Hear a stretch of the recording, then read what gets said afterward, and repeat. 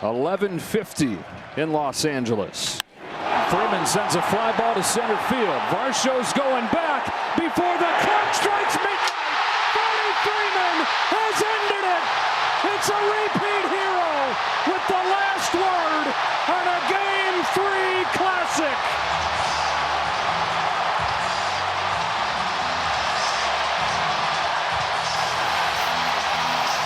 Live from New York. It's a show that was up late last night. Man. And you're going to see the repercussions of that. We are fired up. I had to get an extra bag of candy corn just to. And What a game. we're Oh, my celebrating goodness. one of the greatest games in baseball history, and It's Bru's birthday. Bru's birthday. Oh, thank you, guys. I Happy didn't know you birthday, knew. Brew. I Thank gave you. Brew a full two-arm He did. hug. Good hug. Oh, that's nice. Yeah. I You gave it a just said like on happy Instagram. birthday. I pressed heart. Oh, I mean, heart. First hour, first things first, power-packed show as always. Today, Chiefs over I Commanders. forgot that happened. I know. Why didn't the dominating win leave everyone here very impressed? Meanwhile, Ohtani on the mound tonight. How will yesterday's marathon affect tonight's? This is really, we're in uncharted waters. We really are. Like, I'm wondering. You see, it's Seriously. Yeah, I know. You're Like, in uncharted you gotta waters go for out and every start a player. game? I mean, there's only been one other 18-inning World Series game, but now the guy's also starting pitcher. That's crazy. And finally, another edition of the iciest segment in all of sports with some major changes. Yeah. A lot of changes It's and Mahomes too many Mountain. injuries. Yeah. Well, hopefully. Yeah, hopefully well, at least tomorrow. some of those guys. Purdy should be back soon. Is he Hopefully supposed to be- Jaden's coming back. You think the Purdy thing's weird. It's turf toe, man. It's turf toe. I don't know if he's coming back this week. Yeah, whole thing's weird. Alongside Nick Wright, Kevin Wilds, Chris Broussard, we are starting with one of the best games in the history of American sports. 18 innings before last year's World Series MVP Freddie Freeman walks it off. Here's Dave Roberts postgame. Those guys gave everything they had tonight to beat us. And none of us wavered, quit, we continue to fight. That's who we are. So enjoy the out of it, but we got a game later today. All right?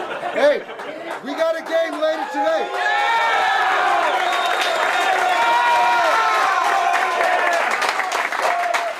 Hey, we got a game later today. Our starting pitcher was on base 9 times. That's right. Hey, leave it all out there. Game 3, tail of the tape. 6 hours, 39 minutes, 153 plate appearances, 19 pitchers took the mound, and 609 pitches were thrown. Brew, what was your number one takeaway from an epic Game 3? I mean, look, obviously, I could point out the boat, Shohei getting on base 9 times. That's pretty good. Freddie Freeman, Mr. Clutch, does it again. You can point him out. I'm going to go to the role players, though, because even though they have stars. I mean, they are star-laden, obviously. Mookie Betts, I didn't even mention him. Like, they have tons of superstars, but they are a team. And in baseball, that's what it takes, because the nature of the sport is that your superstars aren't going to always deliver. I mean, we just saw Shohei go 2 for 25 over a stretch in the NLCS, and now he's on fire. But, they had to pick up the slack when he was struggling. So I want to point to, a couple defensive plays, and it's not just that you have other good role players, but they are a full team in terms of defense, pitching. And look, Tommy Edman, second base. Yeah, this play in the 9th inning, it's a tie game. I mean, this is not the one I was talking about, but it's the relay, 10th inning, tied at 5. I mean, that could have been the game right there. Yes. And great. And they get get him only dead by to a mile. rights. Yeah. But great play. First of all, Teoscar Hernandez, then to Edman. I mean, that's just beautiful baseball, beautiful defensive baseball. And then Edman, the inning before, had made another great play. I get it that they had 2 errors, but these are great defensive plays. All Freeman's glove. Yeah, that is fantastic. I mean, to know that where you got to go with it, and then to be able to execute it. And then I'm going to look at the pitching, and Nick, you rightly pointed out the bullpen issues with the Dodgers going into the series. How about Will Klein? Yeah. I mean, this dude he spent much of the season in AAA. had never thrown more than 2 innings in a major league game, had never thrown more than like 36 pitches, I think it is. Throw 72 pitches, which I love because I do think they're too cautious with pitchers and players overall today. But this was a situation, it's like, look, like Dave Roberts said earlier, we just got to go for it. And no matter what, and for him to go 4 innings, what did he allow? 2 hits, I think? Struck out 5 and no runs. Like, that was tremendous. So, again, just the team, and I hate to I'll be quick on this, because we're in New York. So you get the shrapnel of just the Yankees, who haven't been able to win a World Series since 2009, have had great hitters as far as home runs and things like that. But even last year, we saw was not a balanced team in terms of being a great defensive team. Yep. And this is a team that does it at all levels. So that was really my big takeaway. Excellent. Yeah, so, I mean, Ohtani is the story. I mean, he set a bunch of records yesterday that some of them will never be touched. Reaching base 9 times when the previous record was 6 will never be touched. Because it takes the perfect storm of the longest game, one of the longest games in playoff history, and a guy who is simply on fire to the point to where they just have to walk him every time. And we'll get more to him later. But Ohtani's writing a different legacy than this game specific. And this game specifically, and I don't want to be prisoner of the moment, but I am going to be hyperbolic, but it's just what I think. It's simply one of the greatest sporting events and the greatest baseball games of my entire life. And Major League Baseball's official YouTube page posts the highlights of the game. It's 33 minutes long. the highlights of the game is a 33-minute long video. And very often in sports commentary, I think people conflate close games and multiple overtimes with great games. Yes. So very often games are anxious and close, and I don't know if you'll even remember this, but when I was fresh out of college, Syracuse played UConn in a Big East tournament game that went to 6 overtimes. Yeah, I do remember. That was a terrible. Was that Kim? I don't know. Eric Devendorf was on the team, but Syracuse won. Correct? Syracuse won. Yes. That was a terrible game, but it was amazing because it was 6 overtimes and so close. If this game had ended in the 9th, it would have been one of the 3 or 4 best World Series games of the last decade. Brou mentioned it, but I just jotted down a few things throughout the regulation, if you will. First of all, you had a weird moment. The second inning, wait, did Varsho walk? He didn't walk? Oh, wait, Bo Bichette is now picked off, which could have been the biggest story of most games. It didn't even make the highlights. It doesn't even make the highlights. Right. Third inning. Freddie Freeman is thrown out trying to get to home. A great Dodger play. 6th inning. Vladdy nails Teoscar at third in an unbelievable defensive play by Vladdy going across the diamond. Did you see the stat cast on that one? 1,000 miles per hour. Okay, yeah, there it is. That play right there. That is awesome. A remarkable play. 7th inning. Vladdy scoring from first with one of the coolest slides you're going to see. Then, in the bottom half of it, so that was to take the lead. Then in the bottom half of the 7th inning, Shohei Ohtani sets the record for extra base hits in a baseball game, or in a playoff game, or he's going to. I don't know if that was the record or not. And hits a bomb to tie the game, right? 9th inning was the play Brou showed, Edman getting Kiner at third. 10th inning was another play Brou showed, Schneider dead at home. And then 11th inning, something that hasn't even been mentioned yet. Hey, Mr. Kershaw, I know you're one of the greatest pitchers of the last 50 years, and you're far past your prime, and you're almost an honorary member of the team, and you've never once come out of the pen in extra innings. It's the World Series and the bases are loaded. Can you get us out of it? I got you. Unbelievable. Unbelievable. That's innings 1 through 11.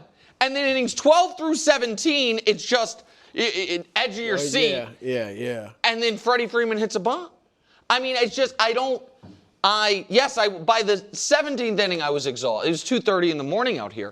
But it was, I lost money on the game. I picked the Blue Jays on the show. I bet the Blue Jays with the Chiefs. I had like a nice little windfall come my way if the Blue Jays won. And I found myself when Kershaw was in, like, dude, get out of it. Right. Don't give up a run. Right. Like, I was so wrapped up in the environment of the theater of the moment. I just thought it was remarkable. When they put Kershaw, and I was terrified for him. Right, fantastic pitcher historically. I love his character, everything he's about. But I was like, it almost felt, and you got to do it, and I'm sure he wanted the moment. But it almost felt unfair, like don't blow it. You're putting this dude bases jammed, Just a single, and we lost the game, we lose the World Series. And it would be a lot of people would look at him because of some of his struggles in the pro season. Right, but it was great. Let's turn our attention to Ohtani specifically. He trotted around the bases and then just kept walking to first. First 4 at-bats, 2 doubles, 2 home runs. Next 5 at-bats were walks. The last 4 intentional. Here's the Blue Jays manager who is going to keep walking Shohei as the series continues. He had a great game. He's a great player. But I think, after that, you just kind of take the bat out of his hands. And not to give away secrets, but this is pretty much what we should expect going forward. Yeah. Okay, Brou, here at first 7 innings, double, home run, rest of the game. Tension walk. And that last one was basically an intentional walk. I mean, they gave him. Did you have any issue, we're going to say specifically, with the 4 consecutive intentional walks? All right, I have a few things to say on this. One, right now, it's in the rules. You can do this. And if you're the manager of the Blue Jays or whoever, you're thinking, I just got to win this game. Mm-hmm. All right, no matter what. I kind of look at it as like hack-a-shack. Yes. You are putting your team at risk by sending somebody to the foul line. He might hit the free throws, right? But I'm willing to take that risk. I'm putting my team at risk by putting this guy on base. And the fact is, it did work for them. I would argue they should have started it 1 at bat earlier. Yeah. I was texting. Maybe they win. I texted Danny. I was texting Danny because I'm rooting for the Blue Jays. I'm sweating my bet. And I texted him. I was like, if they give Shohei 1 pitch to hit, I'm going to lose my mind. And then he hits a bomb to tie the game. I'm like, what are we doing? Mangini texts me, why are they pitching to him in the 7th inning? So, but go ahead. Yeah, no. Smart, look, it didn't hurt them. He wasn't even on base when Freeman hit his, the game winning. It wouldn't have mattered, but still, game winning home run. So, that said, all right, that's that. The notion that this manager might, and I don't think let's say he walks him 75% of the time going forward. That is disheartening as a fan.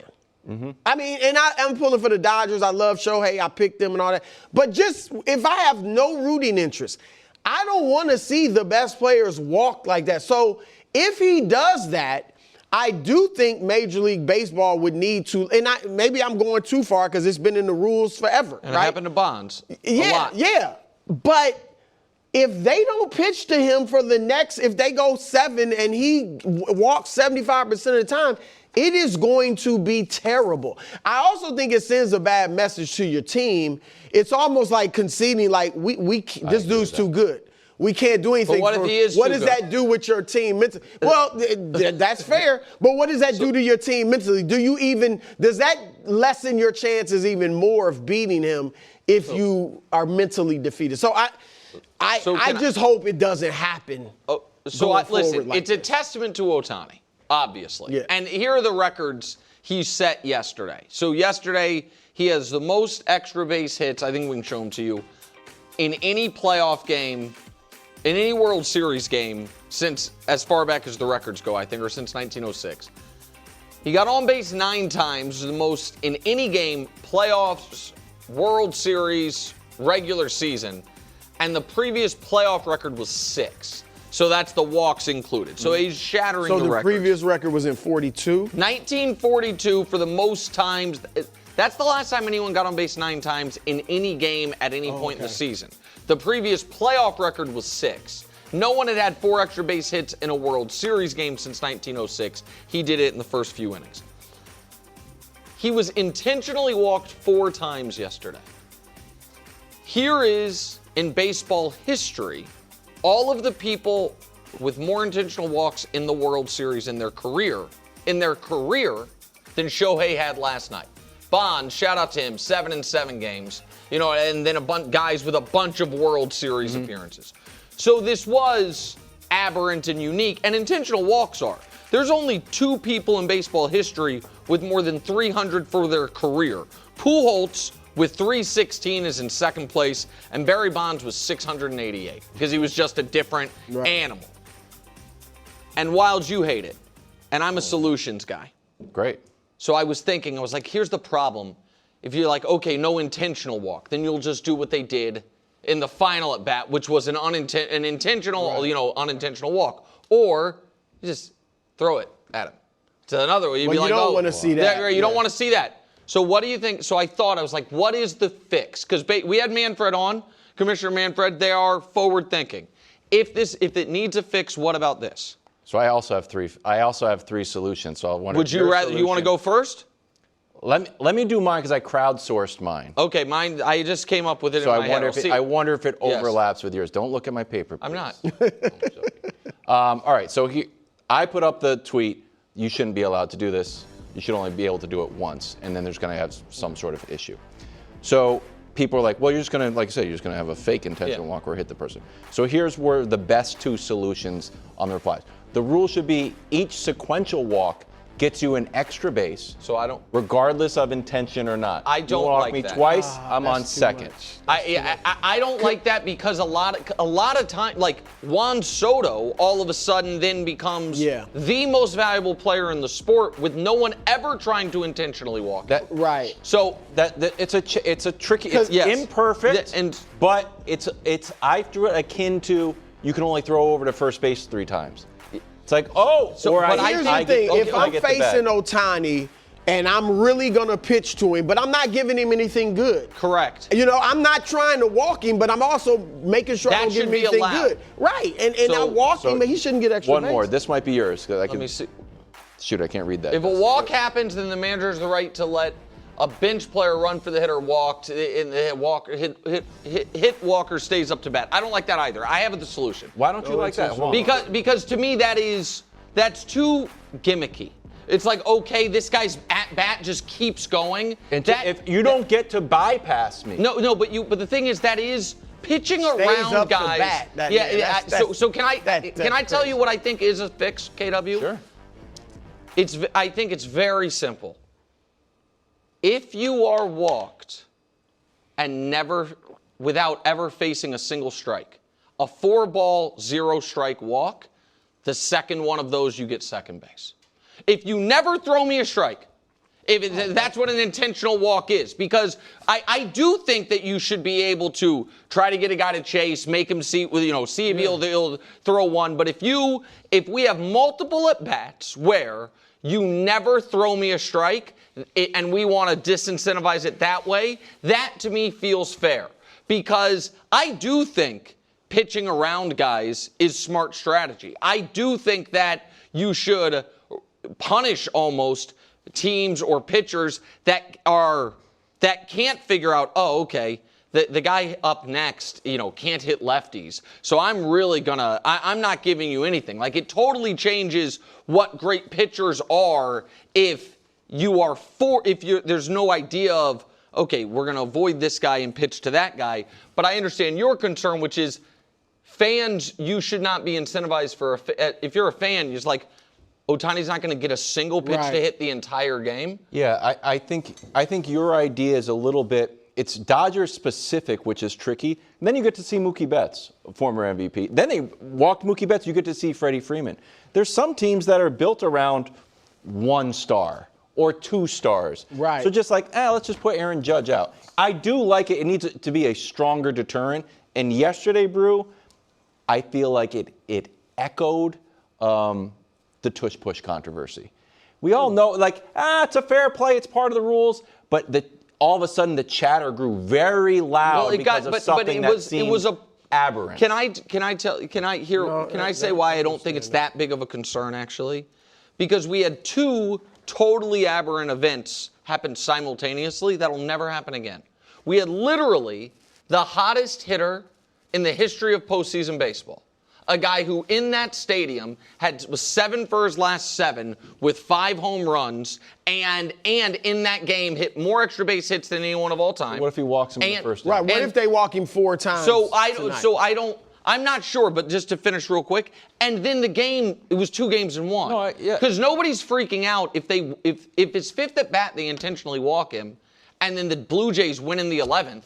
We're not having this conversation just because the game kept going. No, I agree with that.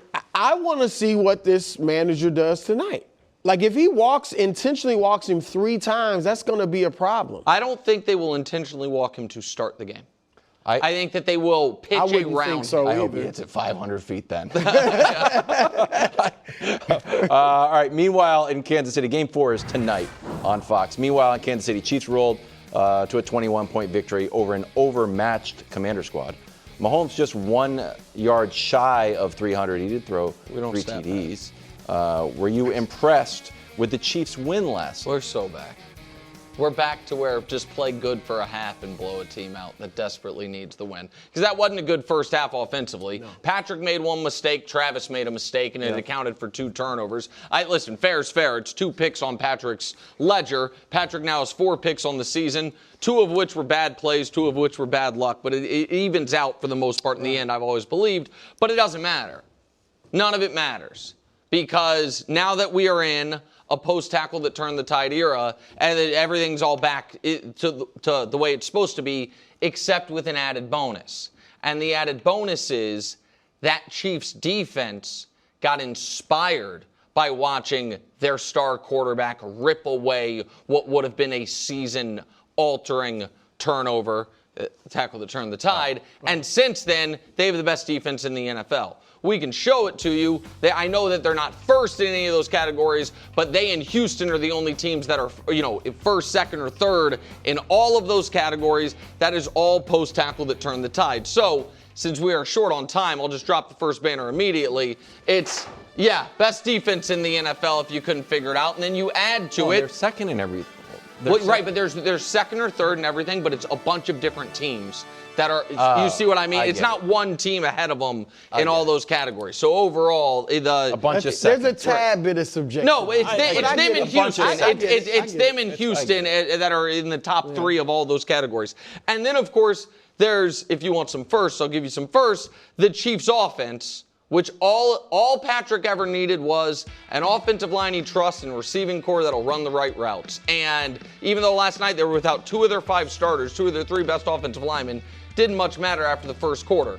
They lead the league in 28-plus point games. They lead the league in point per game differential. They lead the league in total yards per game. Even if we go pre-tackle that turned the tide, you guys love point differential. They're second to the Colts in that. Margin of victory, which people have loved in the past. The only team ahead of them in that is Houston, but that's kind of phony because Houston only has 2 wins. Yeah. So their margin of victory is kind of fake. And then there's Mahomes, post-tackle that turned the tide, which is he's back to being the best quarterback in football. 16 touchdowns, 317 yards per game, 4th in passer rating, 4th in completion percentage, which I don't really care about. That is all since the tackle that turned the tide, which means, once again, we have the best defense in the NFL. You have the best quarterback in the NFL. You're probably the best team in the NFL, Brou. Brou, were you as impressed? I think maybe my standards for the Chiefs are too high. Oh. And it was the tale of 2 halves. First half, I was underwhelmed. Yeah. I was surprised that Washington was giving them all they wanted. Mm-hmm. And then the second half, I was obviously, extremely impressed with what they did. But the first half, Washington, I felt like, there was the play in the early in the second quarter where they went for it on 4th down, 4th and 1. I think we have it.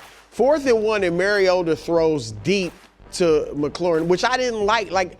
I didn't like that play call. I think it was because the Chiefs were blitzing everyone, so he thought he had to get it away. And they're going to blitz. Right, you should know that. Right, you should know that, first of all, and then have a play that maybe gets the first down.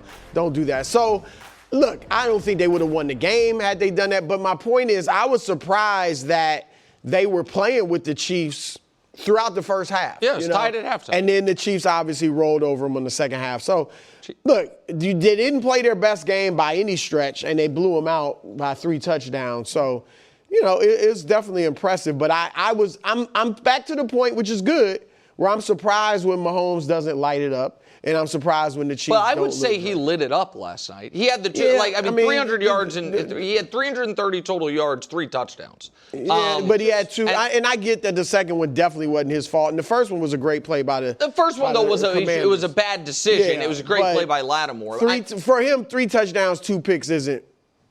I'd say I'll take that game from Mahomes every game the rest of the year. 2 interceptions? Well, no, I mean that level of execution, because I think that game. I think he does that all the time without the picks, though. That's in my brain, I understand it's 2 picks. I think Patrick missed 1 throw all night. He missed 1. They had a drive last night where they gained 119 yards, and it all sets up, of course, for the Chiefs. It's just a Week 9 game, but. It's very fun for the Chiefs to get prepared for the actual Super Bowl with someone else's Super Bowl. The Bills' annual Super Bowl is this Sunday at Highmark Field. And interesting. Yeah, and here's what's going to be interesting about it. For the last bastions of Chiefs doubt out there, no matter what happens, people are going to say it's bad. Because if they lose, it's bad.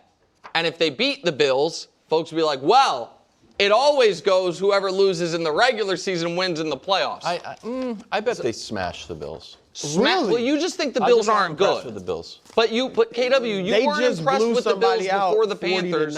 You said if they blew out the Panthers, it would move you. I thought Andy Dalton was going to blew out the Panthers. Andy Dalton didn't have anything in the tank. It's very James hard. Cook is really good. James Cook, maybe I underestimated. Cook is that was good. a big James Cook game. It's hard to argue you're super impressed with your Pats and not be impressed with the Bills. Well, we played each other. I know, and it was a very close, good game. That's my point. Is you can't be very impressed with one. In Buffalo. Coming up next. That's kind of scary, Brou. That's you. Oh no. Oh wow. Goodness, on your birthday and everything. That's what they're doing with my robe. Shouldn't I be asked about that? Or are they going to be left for dead in Miami next on FS1, the Fox Sports Channel on SiriusXM? Breathe deep.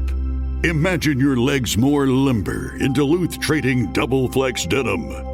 Envision euphorically squatting for that can of suds, bending for your toolbox in a state of bliss, lunging for your laser level on a whole new level.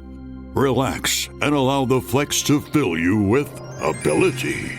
Find your inner flex in Double Flex Denim only at Duluth Trading. Dodgers take a 2-1 World Series lead. Epic 18-inning marathon. Freddie Freeman ends it. Ohtani on fire. 9 total bases, and now he takes the mound. How will he respond after an epic game of 3? Coverage begins tonight, 7 p.m. Eastern, 4 p.m.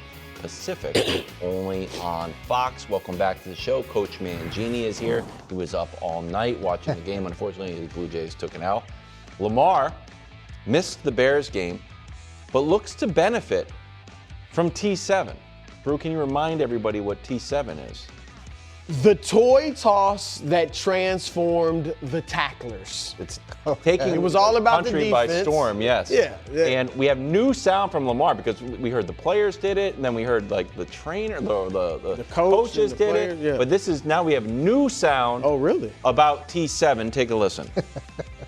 I told Kaneko, our head equipment guy, I told him to take all the games, ping pong, turn the TVs off.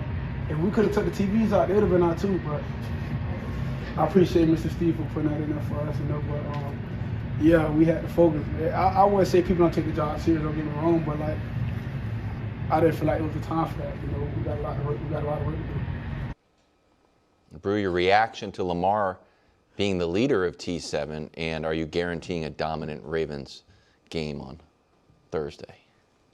It just keeps getting better. I mean, I liked it when I thought it was Harbaugh. True. Then I liked it more when I thought it was the veterans. It's Lamar by himself making a unilateral decision. And they all took heed. And look at what it has wrought. The defense is back. Maybe not back to where they will be in a month because they'll be even further back. Yeah, further But they are back to playing Ravens football. I love this. And yes, I am now, assuming Lamar plays Thursday, yes, blowout on deck. Ooh.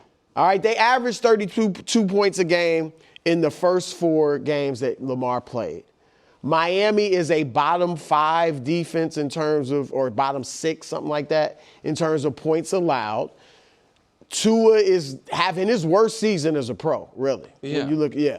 And so, and Miami is really bad against the run. And so it might be, I mean, Lamar is going to obviously, I'm sure he'll do some great things, but it might be Derrick Henry running for 150 yards.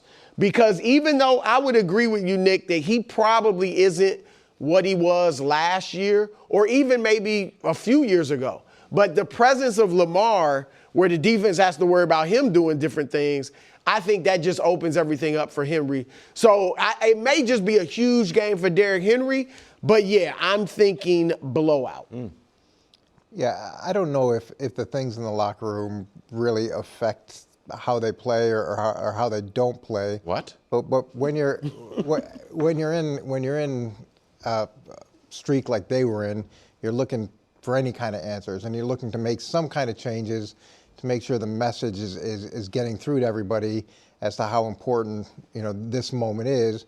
And I do agree with you, Brou, that with Lamar taking the lead on this, there's not going to be anybody in the locker room that says, hey, we shouldn't do that.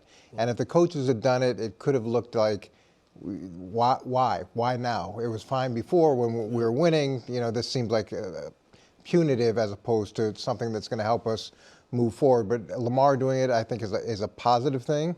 And I imagine that them getting healthy, getting a guy like Patrick Ricard back, getting off the losing streak, huge, and now inserting Lamar into this mix with this mentality of really it's a one-game season, and the things that have happened in the past are in the past.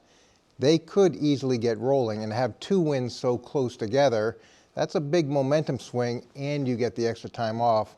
So they could be in a really positive position after this. I don't want to be a Debbie Downer here, but I'm a little disappointed in you, Brou, that you're just now finding out that it was Lamar, because I assumed you were a subscriber to Marlon Humphrey's podcast, and he in the podcast this morning he said, this morning it came out. said Well, it was a late night the toys were, I didn't say toys, the items were removed by what he initially called a top 2 player on our team, and then later he said it was Lamar. And so, but Lamar Who was the other player? well, that's I'm really interested. I would think, right? Or because here's the only other thing, because Marlon's on defense. Does he have like or Kyle defense. Hamilton, his fellow secondary guy? Or was he talking about himself? No, I don't think he was talking about himself. He probably liked the toys. And so, Lamar liked the toys. To be fair, again, if we're going to be honest about this whole thing, the Ravens punter or kicker,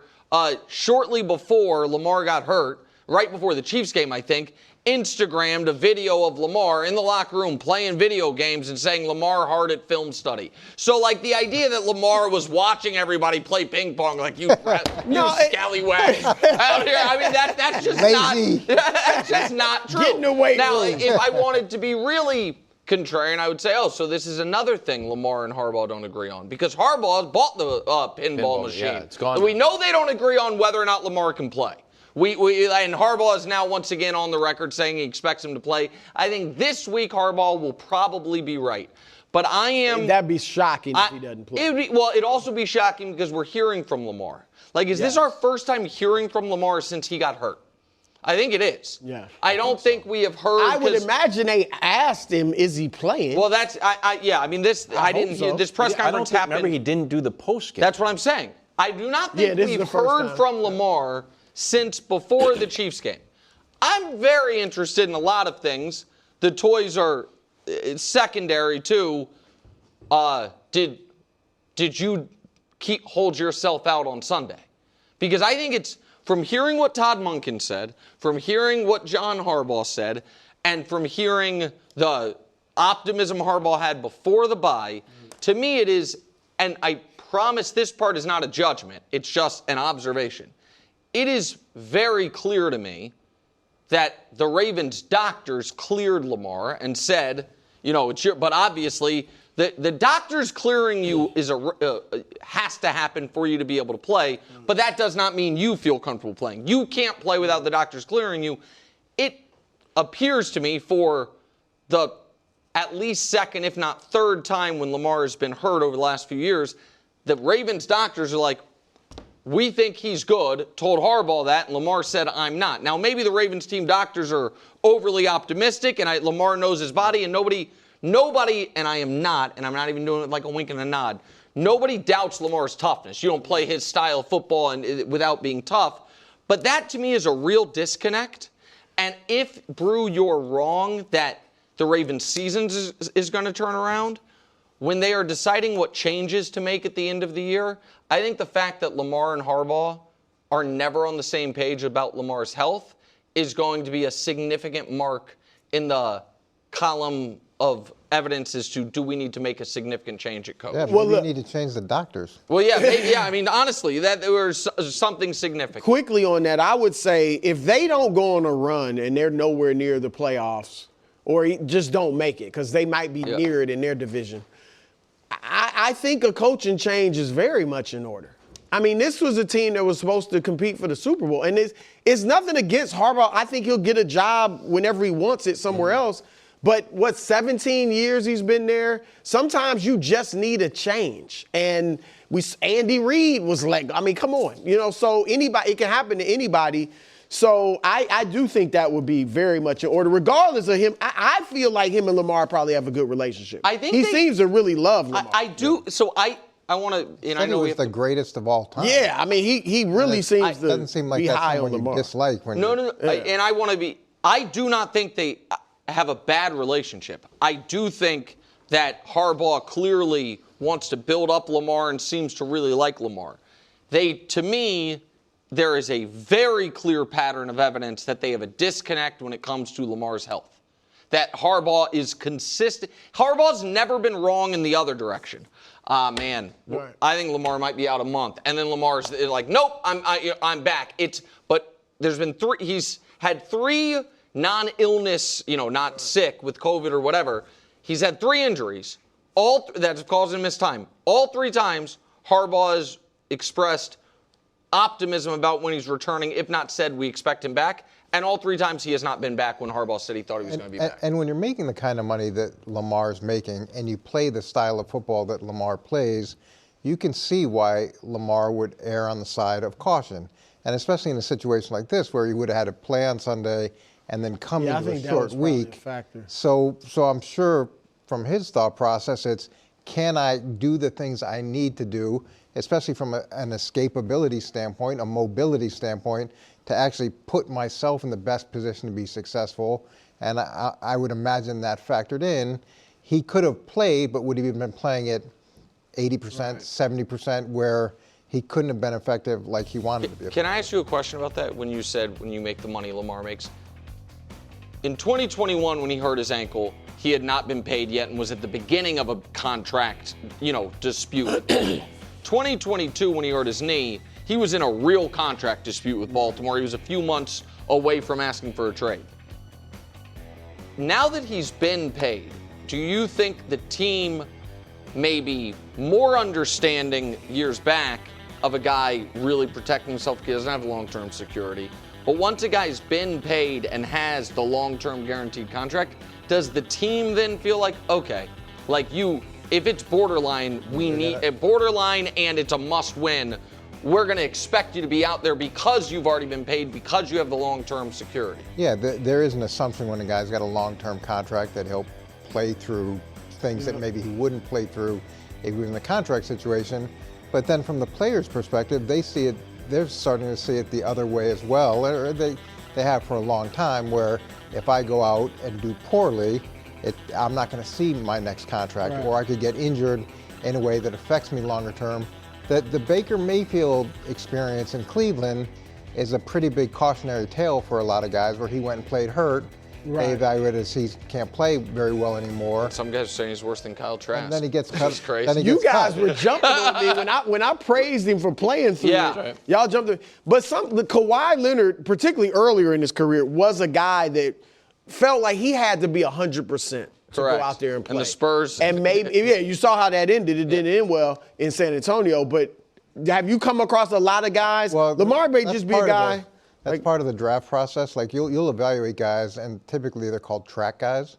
So if a guy's a track guy, that means they can't play unless they're 100%. Because a lot of track athletes. And I don't think that's Lamar. Lamar seems incredibly tough. He has a weak immune system, but he's incredibly tough. It's just a weird situation. That's how my son feels. He's at home today.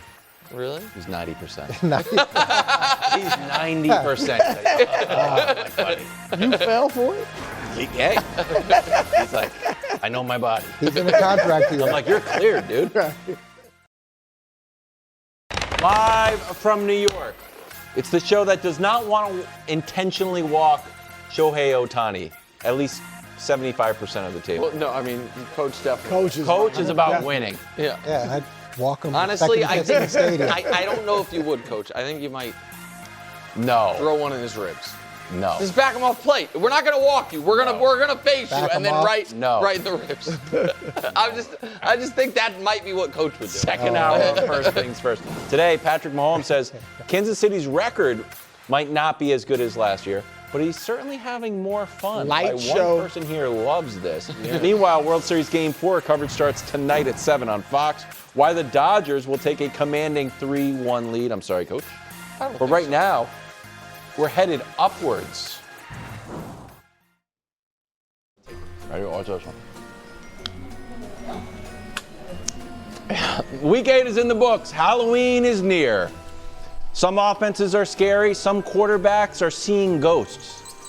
And the quarterback who originally saw ghosts, Sam Darnold, has an offense who is scary. So it's all come full circle as we head up Mahomes Mountain. Stand by, Rick, one more time. Gosh darn it. Yes, I did. Do it. You have your impressed. candy corn right Let's there. see. We'll pause Let's the see. mountain. Let's see it. Do it. You don't think I can do that? I want to see it. Do it. I'm impressed by people that can do that. Really? Yeah. I want to see it. I know a lot of guys can do it, but I want to see KW. A lot of pressure on old KW. No AI to help him. This is on national TV. Yeah. First of all, I have a huge thing in candy corn with a clip on it. He ready. loves candy He loves corn. candy corn. Everyone loves candy corn. I know. Okay, let's not just me. see it. I didn't even like it that I much when I was guarantee you I 7. will get All right, let's do it. There's a lot of pressure. No, I guarantee you I will. Well, you missed it in the high video. you just missed it there. Just regular. What do you mean regular? Just There's however no you regular. normally would do it. Yeah, do 5 it. feet, I don't know. Yeah. 4 5 feet's feet. pretty 3 tall. feet. 3 feet. Oh. I guarantee I'm going to do it. Yes. Darn it. All right, Do it now again. Now you got to do it. Good job, KW. Time for the mountain. All right, here's the deal, guys. We got a lot of injuries. We got a lot of bad quarterback play. This is who's off the mountain. Wow. 8 guys. You broke That the was stapler. someone. Lamar, Purdy, Kyler, Jaden, Bryce, Penix, Wentz, all my off goodness. for injury. Wow. Off the mountain for play. Dylan Gabriel, more on him later. Cam Ward, who Yikes. Wild's put in the playoffs. Spencer Rattler, who some people We were think is just frisky. singing his He was good praises for a 2 while. weeks ago. JJ, he's been benched, by the way. Tyler Shuck time. JJ McCarthy, whose soft benching is ending due to the fact that his backup was playing. They'd rather play Carson Wentz with a totally shredded left shoulder than JJ McCarthy with a sore ankle. It was a even though he soft was a tough first-round pick. And by the way, also, Andy Dalton and Kirk Cousins.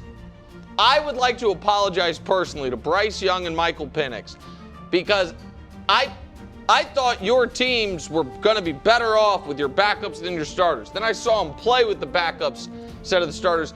Andy and Kirk, Might be media time. it might be time to text Matt Ryan and be like, "Can you connect me with your agent?" Down at the bottom of the mountain. Gino stays there. He had a week off, Brou. Don't kill him. Jacoby Brissett is fine. Mac Jones, again, didn't play well this week, but we're running out of people to put on the mountain. Tyler Huntley, shout out Huntley, on the mountain. Thought he played well. Marcus Mariota, happy to be there. He was all right. He was all right. I know they only scored 7 points, but the pick was on Debo, one of the picks. Right. I don't know, in vacancies. Again, the bottom part of the mountain, quarterbacks, too many hurt. This is tough. 6th row. Jackson Dart drops a bit. Joe Flacco stays where he's at. Tua, good for you, buddy. I never saw this coming. I thought row 6 was only in your dreams in the future. Justin Fields, legit happy for you, bro. And I thought his post-game press conference was part touching and part hilarious. The touching part was the sincerity. The hilarious part was when he called and on the record, on camera, quote, from the guy who owns the team as, quote, outside noise. Buddy. Again, I'm pro Justin Fields in this, but it's like, the people outside the locker room. He owns the team, man. Caleb stays where he is, and Trevor didn't play but gets elevated just because Brou. I don't know what to do with the mountain. Like, who on the bottom row am I supposed to put up there? He could have been one of those. Huntley, I suppose, maybe. All right, now we're getting some actual good quarterbacks. Row 5, Justin Herbert. Listen, I'm happy for Justin Herbert. And unlike Colin, I don't mind that he's wearing a backwards hat to the Laker game. However, I am going to point out, Laker game this weekend, Dodger game last night. That Dodger game went quite late last night. And you ever tried to get out of Chavez Ravine? It's a nightmare. I'm not saying Justin Herbert was a little sleepy at practice today. I'm just saying I'd be checking his alarm clock. Aaron Rodgers, it's more about the guys above you or the guys who moved up than you playing poorly. I thought he was fine this week. Drop him just a bit. Sam Darnold stays where he is. C.J. Stroud, great game. Really good game and good the previous week. Like C.J. or good couple weeks before. C.J. steadying himself. And Bo Nix, after that amazing fourth quarter against the Giants. The amazing fourth quarter against the Giants. 4 great quarters this week against Dallas. Now, Dallas has been a bit of a quarterback stat inflation program. However, he was awesome. When Caleb did it, I bumped him. Got to be fair. Bo Nix, highest spot so far this year. Top 10. Jordan Love moves up after what I think is the best regular season game of his career. Baker was not that good week before this. And then this week was not bad, but was nothing special. After talking a little bit about the Saints, about how he doesn't like them, Antoine Winfield got robbed out of 2 touchdowns. The team won easily. I didn't really feel great about dropping him because they only allowed 3 points, but he didn't play great. Fair is fair. Daniel Jones continues to be excellent. Jared Goff, steady is where he is.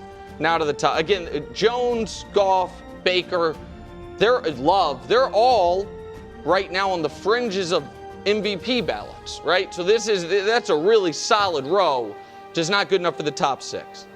Top 6. Dak Prescott has to drop after his first actual bad game of the year, the first time all year where he didn't hold up his end of it. The defense was the bigger problem, but still he wasn't very good. Josh Allen, I'm not going to drop him. They won 40-9. He didn't do much at all. It was a James Cook game, but he didn't make any big mistakes. He did his job. And Jalen Hurts, 4 touchdowns, 5 incompletions, no A.J. Brown. Again, not a lot of yards, and he did fumble on that tush push, but you're allowed to, evidently. He has 7 touchdowns and 9 incompletions his last 2 games as he starts rising up the mountain. Here we go. Top 2. Everybody's All-American, and Kevin Wilde's All-American, Drake May. It's a big moment. We're almost there.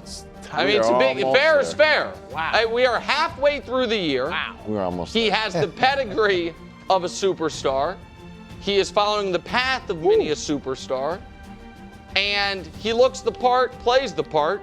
Matt Stafford obviously has just been awesome all year. It's almost underrated at this point how good Stafford's been this season. And then, despite a shaky first quarter, ever since the tackle that turned the tide, Patrick Mahomes has gone back to being not only eye test-wise the best quarterback in football, but statistically the best quarterback in football. The Chiefs over the last 5 weeks, They score 28 every week. They have the highest scoring team. Mahomes leads the league in yards, leads the league in touchdowns, has made 2 mistakes all season long. And by the way, he's still, I think he's now second on the team in rushing, but sadly Pacheco just got hurt this week, so he might retake his spot as the Chiefs rushing leader as well. That coach is the latest edition of Mahomes Mountain. Yeah, I don't remember when Jaden Daniels was lighting it up last year that he scampered up the mountain as quickly as Drake May is this year. But, I like Drake May. I think he's doing a lot of really positive things. Jalen Hurts, that's where I'm going to make my changes. I'm moving Jordan Love in for Jalen Hurts. And I know Jalen's stat line this week was really impressive, but it was a little bit more a function of how the Giants played than necessarily how Jalen played. Saquon walks in, he's uncovered on the first touchdown. The second touchdown that Jalen throws, the linebacker falls down, the guy walks in on that one. The third one is a 2-yard slant that the DB jumps outside. And the last one really should have been picked off. The receiver just did a great job picking it off his head. So yeah, it was. Coach is back in the field. No, it was a great stat line, and he does a lot of good things in that formula that they have. But he can be somewhat of a limiting factor where I think where Jordan Love is progressing to is he's allowing this offense to expand, and you're seeing some growth. And my issue with Jordan Love has always been his down games are in the 70s, where this year his down games are different.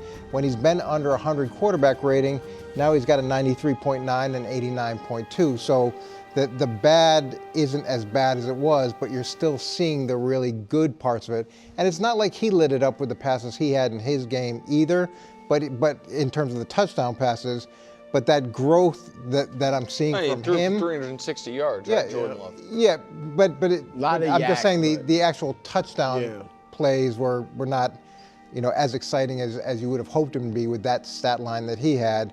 But the ability for that offense to be more explosive because of him, I think is the reason that I would move Jalen Hurts down, because he tends to limit it as a passer. KW, do you want to take issue with Coach? I have to stay focused. I can only fight one. I can't fight 2-front war.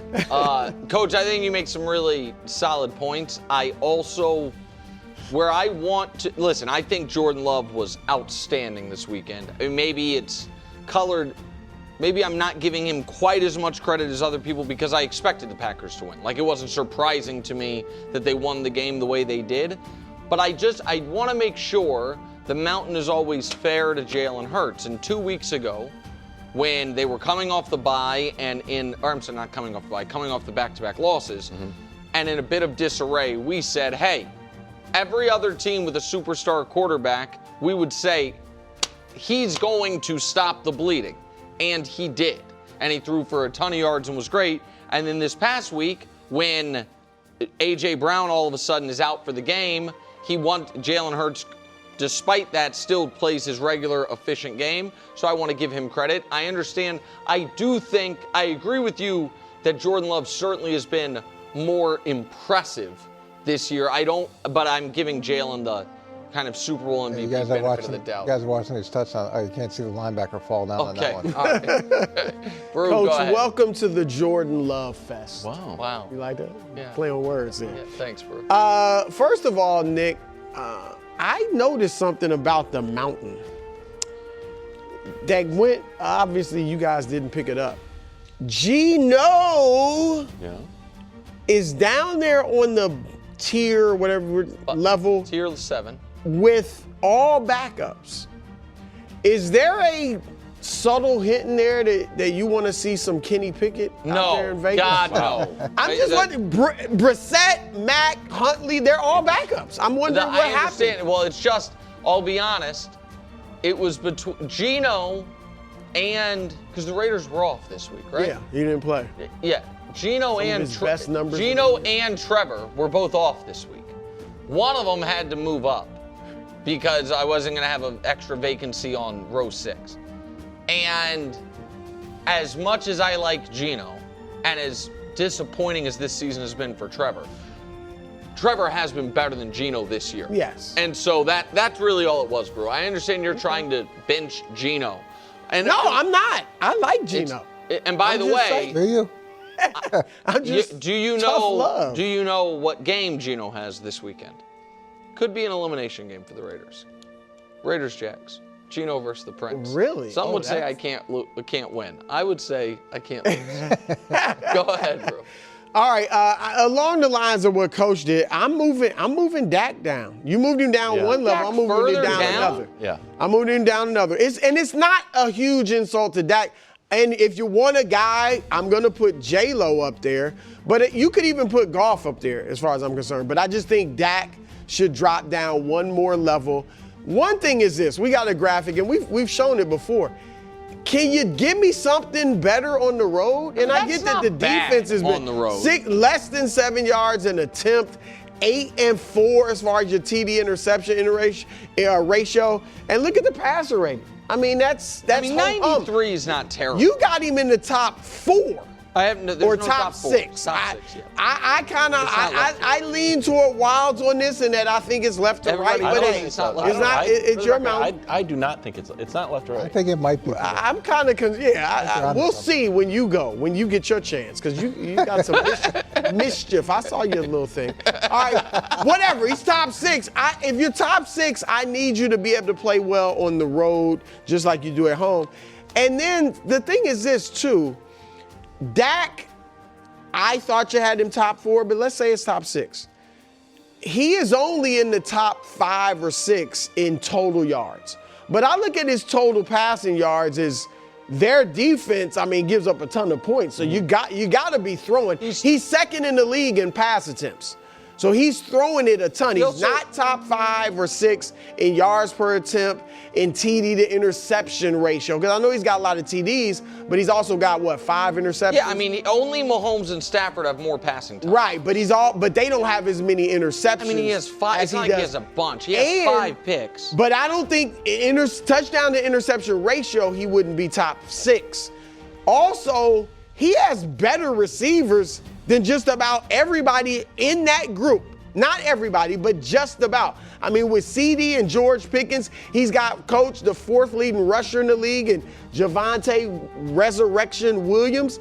And so Love has none of that. Can you imagine Jordan Love with CD Lamb and George Pickens? Brou, you were speaking the praises of Love's receivers, all of them. They're a good group, but he doesn't have a superstar like Dak's got one, maybe Jacobs 2 superstars. Josh Jacobs is thought of as a better running back than Javonte I think Williams. he is, but this year Javonte's been producing at a better I rate. wonder how much of Javonte Williams' success this year is because teams are selling out to stop the pass, because that is the Cowboys' way to win. A lot more split safety defense. I do like Josh better than him, but just this year, Josh Jacobs certainly has a better pedigree. Yeah, this year, Javonte's been running excellent. back. I just feel like Dak hadn't had a bad game all year until this week. It was again. What about the Bears?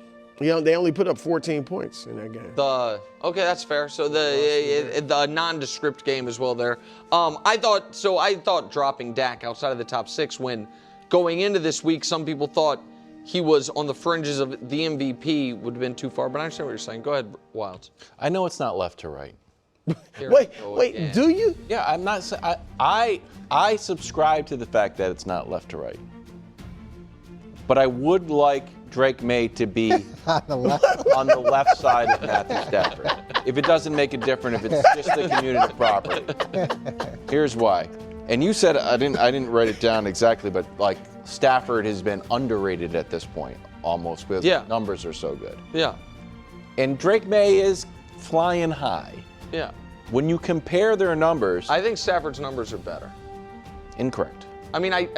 Okay, I'll explain why I think that, but go ahead. Well, got a better record, complete a better percentage of the passes, have more total yards, more yards per pass. Yeah, Drake's are better. No, touchdown turnover ratio is the same, except Drake has run some in. Probably Stafford hasn't run. I don't think he's run any. And the passer rating is better. So can I tell you why? Sure. EPA? No. If passing wise, and I'll explain because rushing counts, but I think you'll buy this. Stafford has thrown 17 touchdowns, 2 picks. Drake is 15-3. And passing, Stafford's total yards are actually somehow lower than his passing yards per game. He has his total yards are lower than he has 266.6 passing yards per game and 266.3 total yards per game. So Drake is 253 passing yards a game. He's getting 31 rushing. So the only reason I am not giving Drake a bump for the rushing is because all of his rushing success is offset by the fact that he has been a sack magnet. He leads the league, he's second in the league in sacks taken, only to Cam Ward. He's at 28 sacks, and I worry about Drake May as a rusher because how the hard hits he takes. So I think Drake May rushing right now is actually a net long-term negative for this season. So I think as a passer, Stafford's been a touch better. Again, I've got him on the same level. I don't think one's necessarily better than the other, but I think he's getting the Drake... but it hasn't yielded any negative consequences. Well, I mean, he left a game once. That concerns me. And it certainly has, I mean, the yardage loss doesn't show up on his stat sheet, but it shows up on the team's. And so again, I think that their total yards per game, when you incorporate Drake's sacks, actually nets out as the same. The touchdown to turnover ratio is the same. And so, but regardless, I have Drake May on the second tier, and I'll let you keep going. But I don't think he's been better than Stafford this year. I don't think that. I do. Okay, go ahead. He's also just on a heater. So that part's undeniable. Here are the legends that you may say, wow, this graphic sounds familiar. Could you not run this yesterday because of some sort of snafu? Correct. 2 Aaron Rodgers seasons, Brady, Peyton, Drake May, and Patrick Mahomes, 200 passing yards, 100% or 100 or more passer rating. Those are the longest streaks since the merger. So he is playing at sort of a legendary pace. We've got the Falcons this week, so he can pop up and tie with Brady. I assume he's going to have another good game. And Coach, I know a lot of that is Josh McDaniels, because it's a team game. And it's easy to come into the league. Not easy, I shouldn't say. But it's one thing to come into the league and just throw the ball around. You know what I mean? See a gap in the line, take off. But what do you think separates great quarterbacks from legendary quarterbacks? You always talk about the force multiplier. Patriots as a whole. Offense playing great. And it's complementary football. Defense also playing great. So our defensive numbers are fantastic. What? This isn't tiers. Don't show me a team defense on Mahomes Mountain. We talk about force multiplier, buddy, and leadership. That we're not giving Drake May credit for the team's defensive yards per game. He's keeping the other defense off the field. That's what they're saying. Time of possession, not turning the ball over, not short fields. Going over to the punter saying, good job. KW, are the Patriots super high in the league in fewest turnovers or time of possession? We had a lot of turnovers in that one game. Well, I don't think it's, again, maybe I'm wrong. I think they're middle of the pack in both of those categories. But you got to eliminate the Steelers game. You can't. Why? We do tackle and turn the tide. Again, that's for the team. We're talking about Drake May, right? Yeah, Drake May had one turnover game that was really Ramondre's fault. Oh. But guess what he did? Again, circle the wagons. KW, don't worry about I have him on the second highest he Why can get. do you want him? Why is it so important for you to move him on the other side of? Because the only place he can go is it's the way down. I consume stuff left to right. I know it is not left to right, but when I look at the mountain, I go doo-doo like this. I go whoop, whoop, whoop. He's the third quarterback you see. Right now he is, yeah. Well, he's the number 1 quarterback I see, but I think I would prefer him on the left. For the 5th straight week, Kevin Wildes has broken the format. Well, what do you want me to do? Literally anything Talk about else. Daniel Jones? Sure. It's something Daniel other Jones than doing be great. like, I like where you have Drake May. Let me just turn this into a 5-minute Drake May He's a force multiplier. Okay. And I also diss Stafford.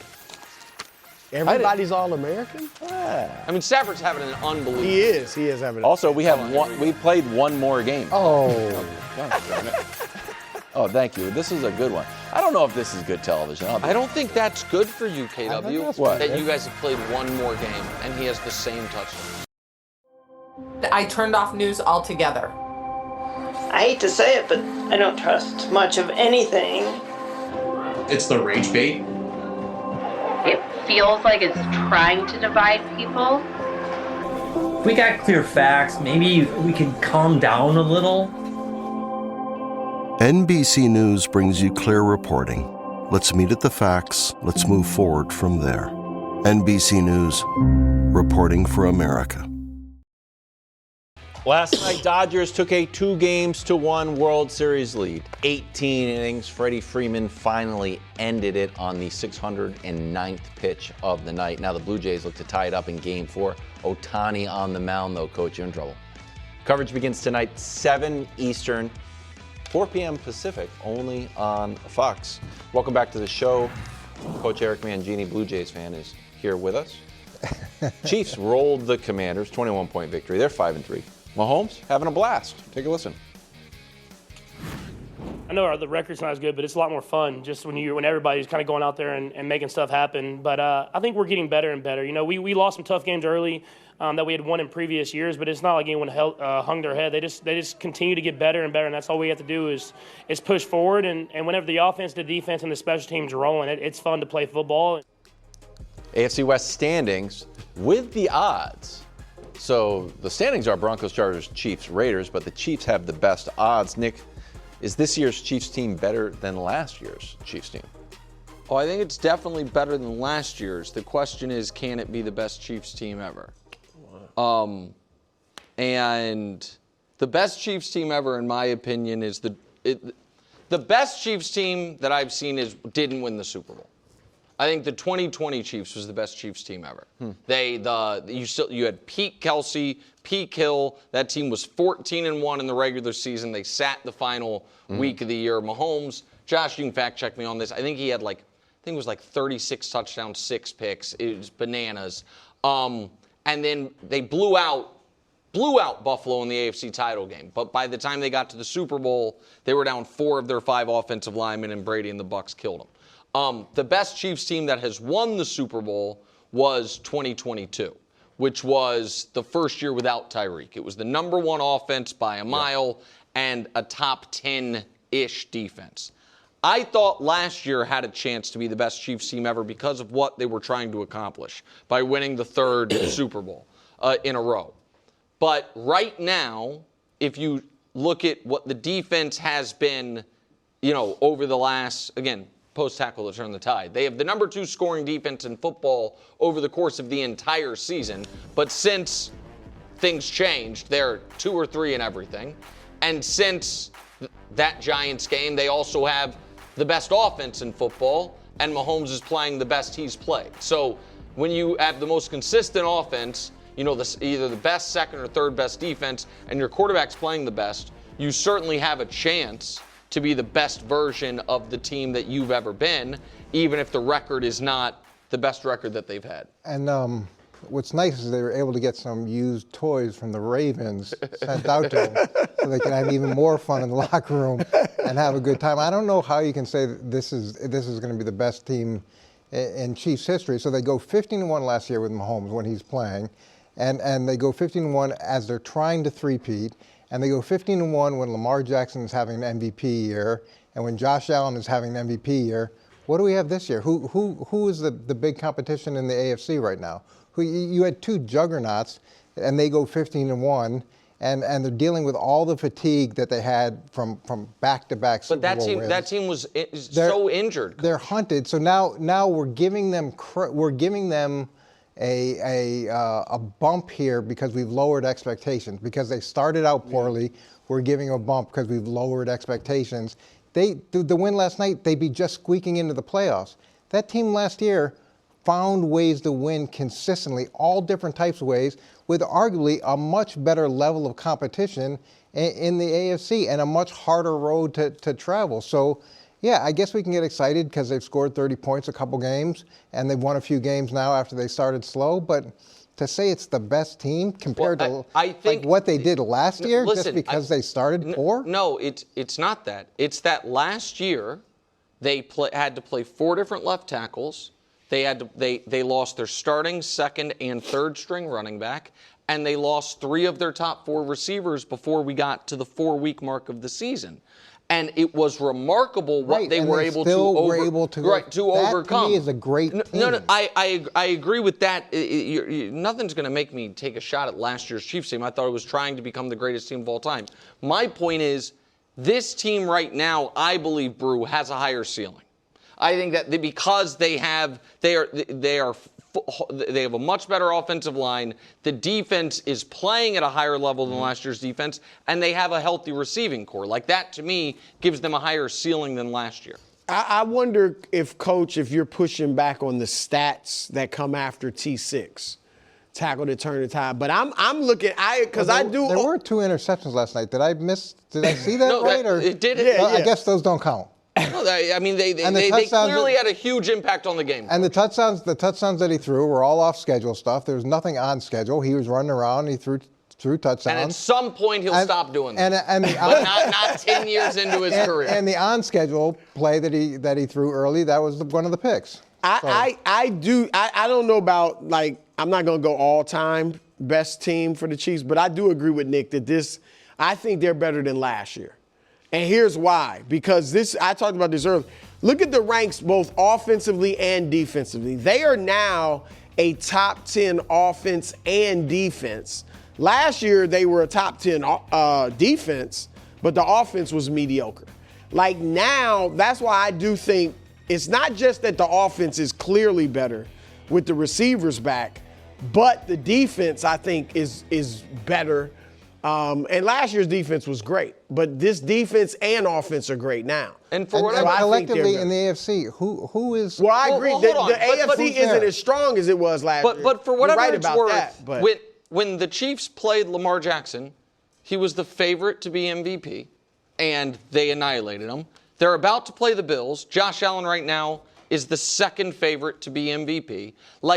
And so the idea that that they are not going through these MVP candidates. Jared Goff is, 5th favorite to be MVP right now? They annihilated them. I understand who the favorite is, but we can all collectively agree those guys aren't playing to an MVP level Lamar like we saw last year.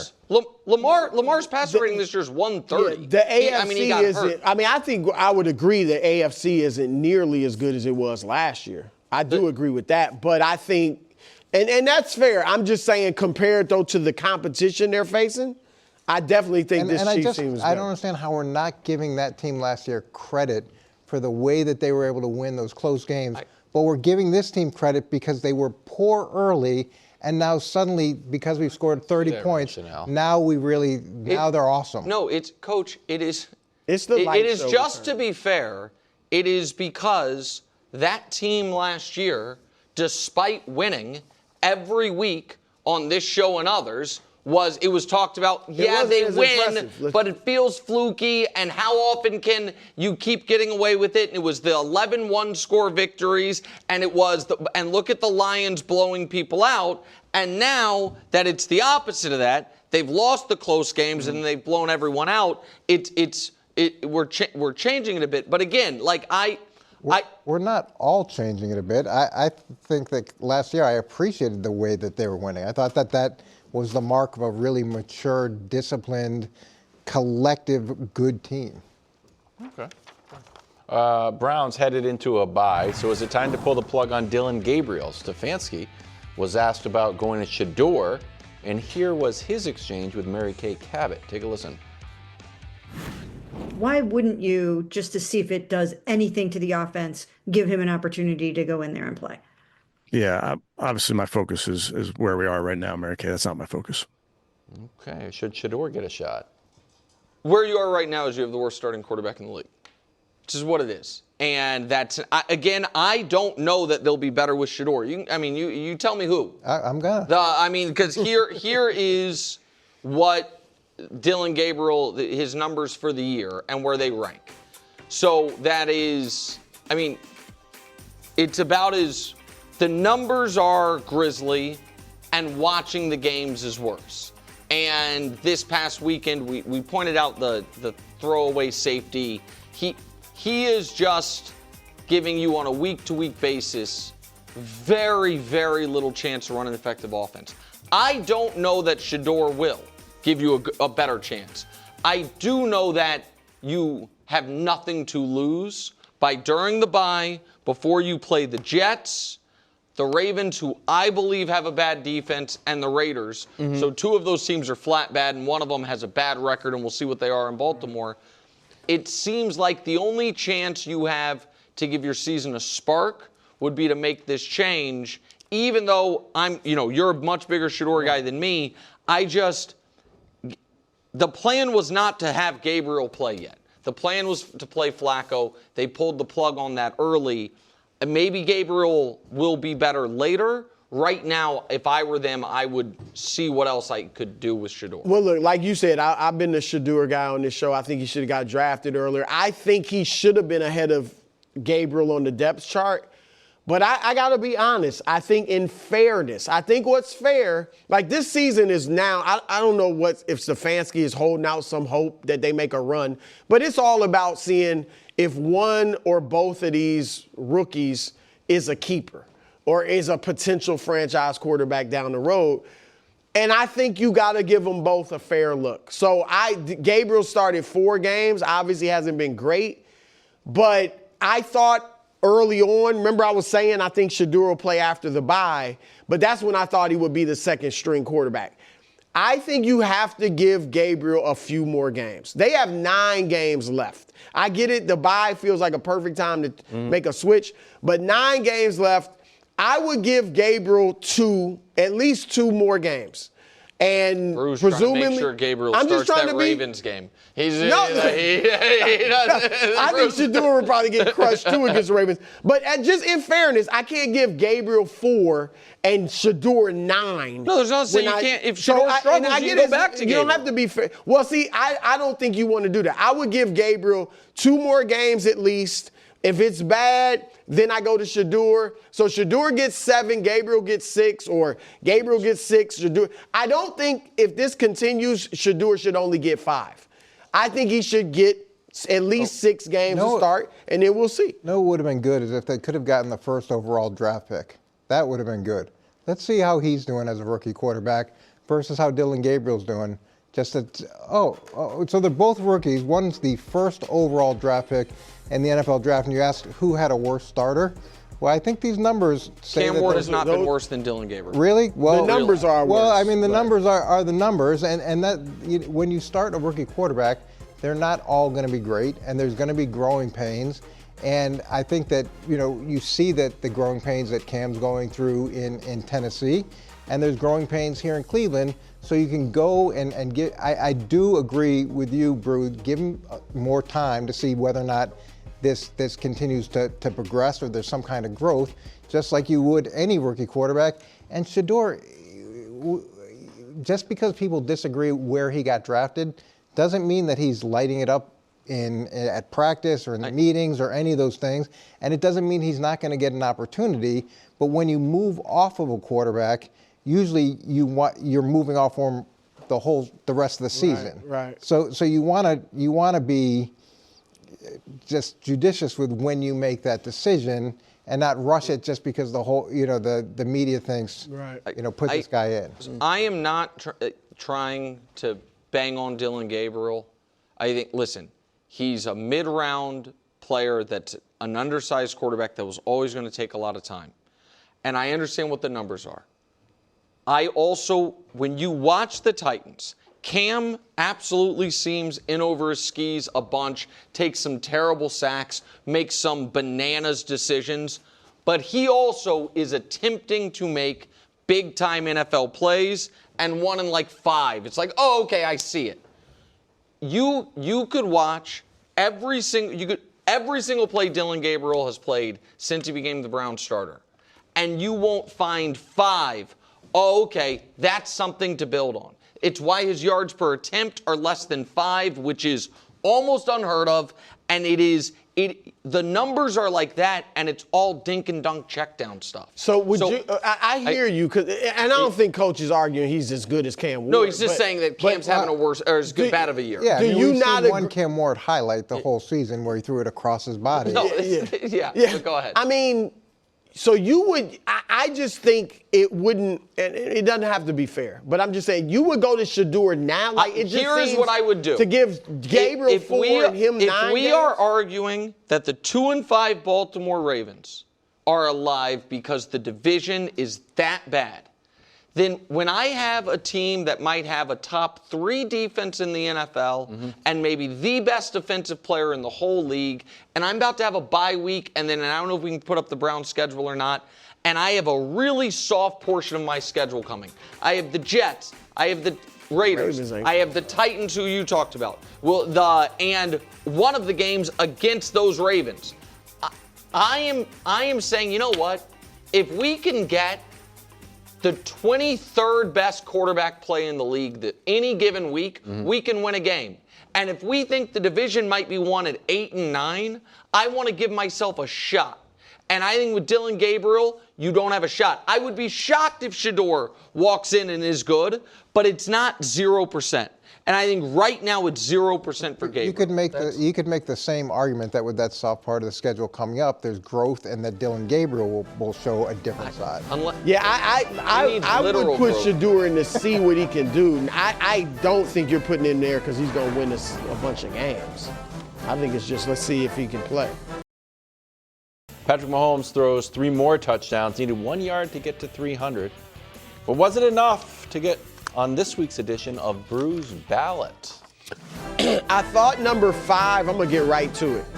I thought number 5 would be controversial, but, judging by Mahomes Mountain and coaches, Jordan Love Fest, J-Lo, I'm glad he's earned your guys' respect. 13 touchdowns, 2 picks, 113 rating. Pretty good. Now, look, Goff is in the discussion. Darnold maybe even at this point. So there's some guys, but I'm going with J-Lo. Here's why. Number 1 seed. We know that's big for MVP. Number 1 seed right now. All right, at number 4, he dropped a notch just because of the 2 picks. I get it. He played a good game overall, was great in the second half. But, coming off 2 picks, you drop a notch. All right, at number 3, everybody's All-American. He did drop a notch, too. But he had the week off. Yeah, but, he didn't play. Look, Wild is excited. He's been great. I think 12 touchdowns, no picks in his last 4 games, something like that. He's been, and hasn't missed Puka. He's been great without Puka.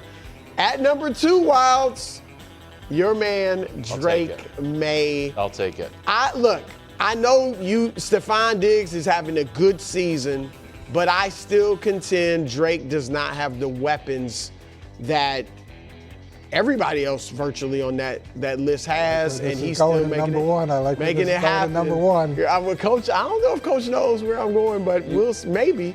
At number 1.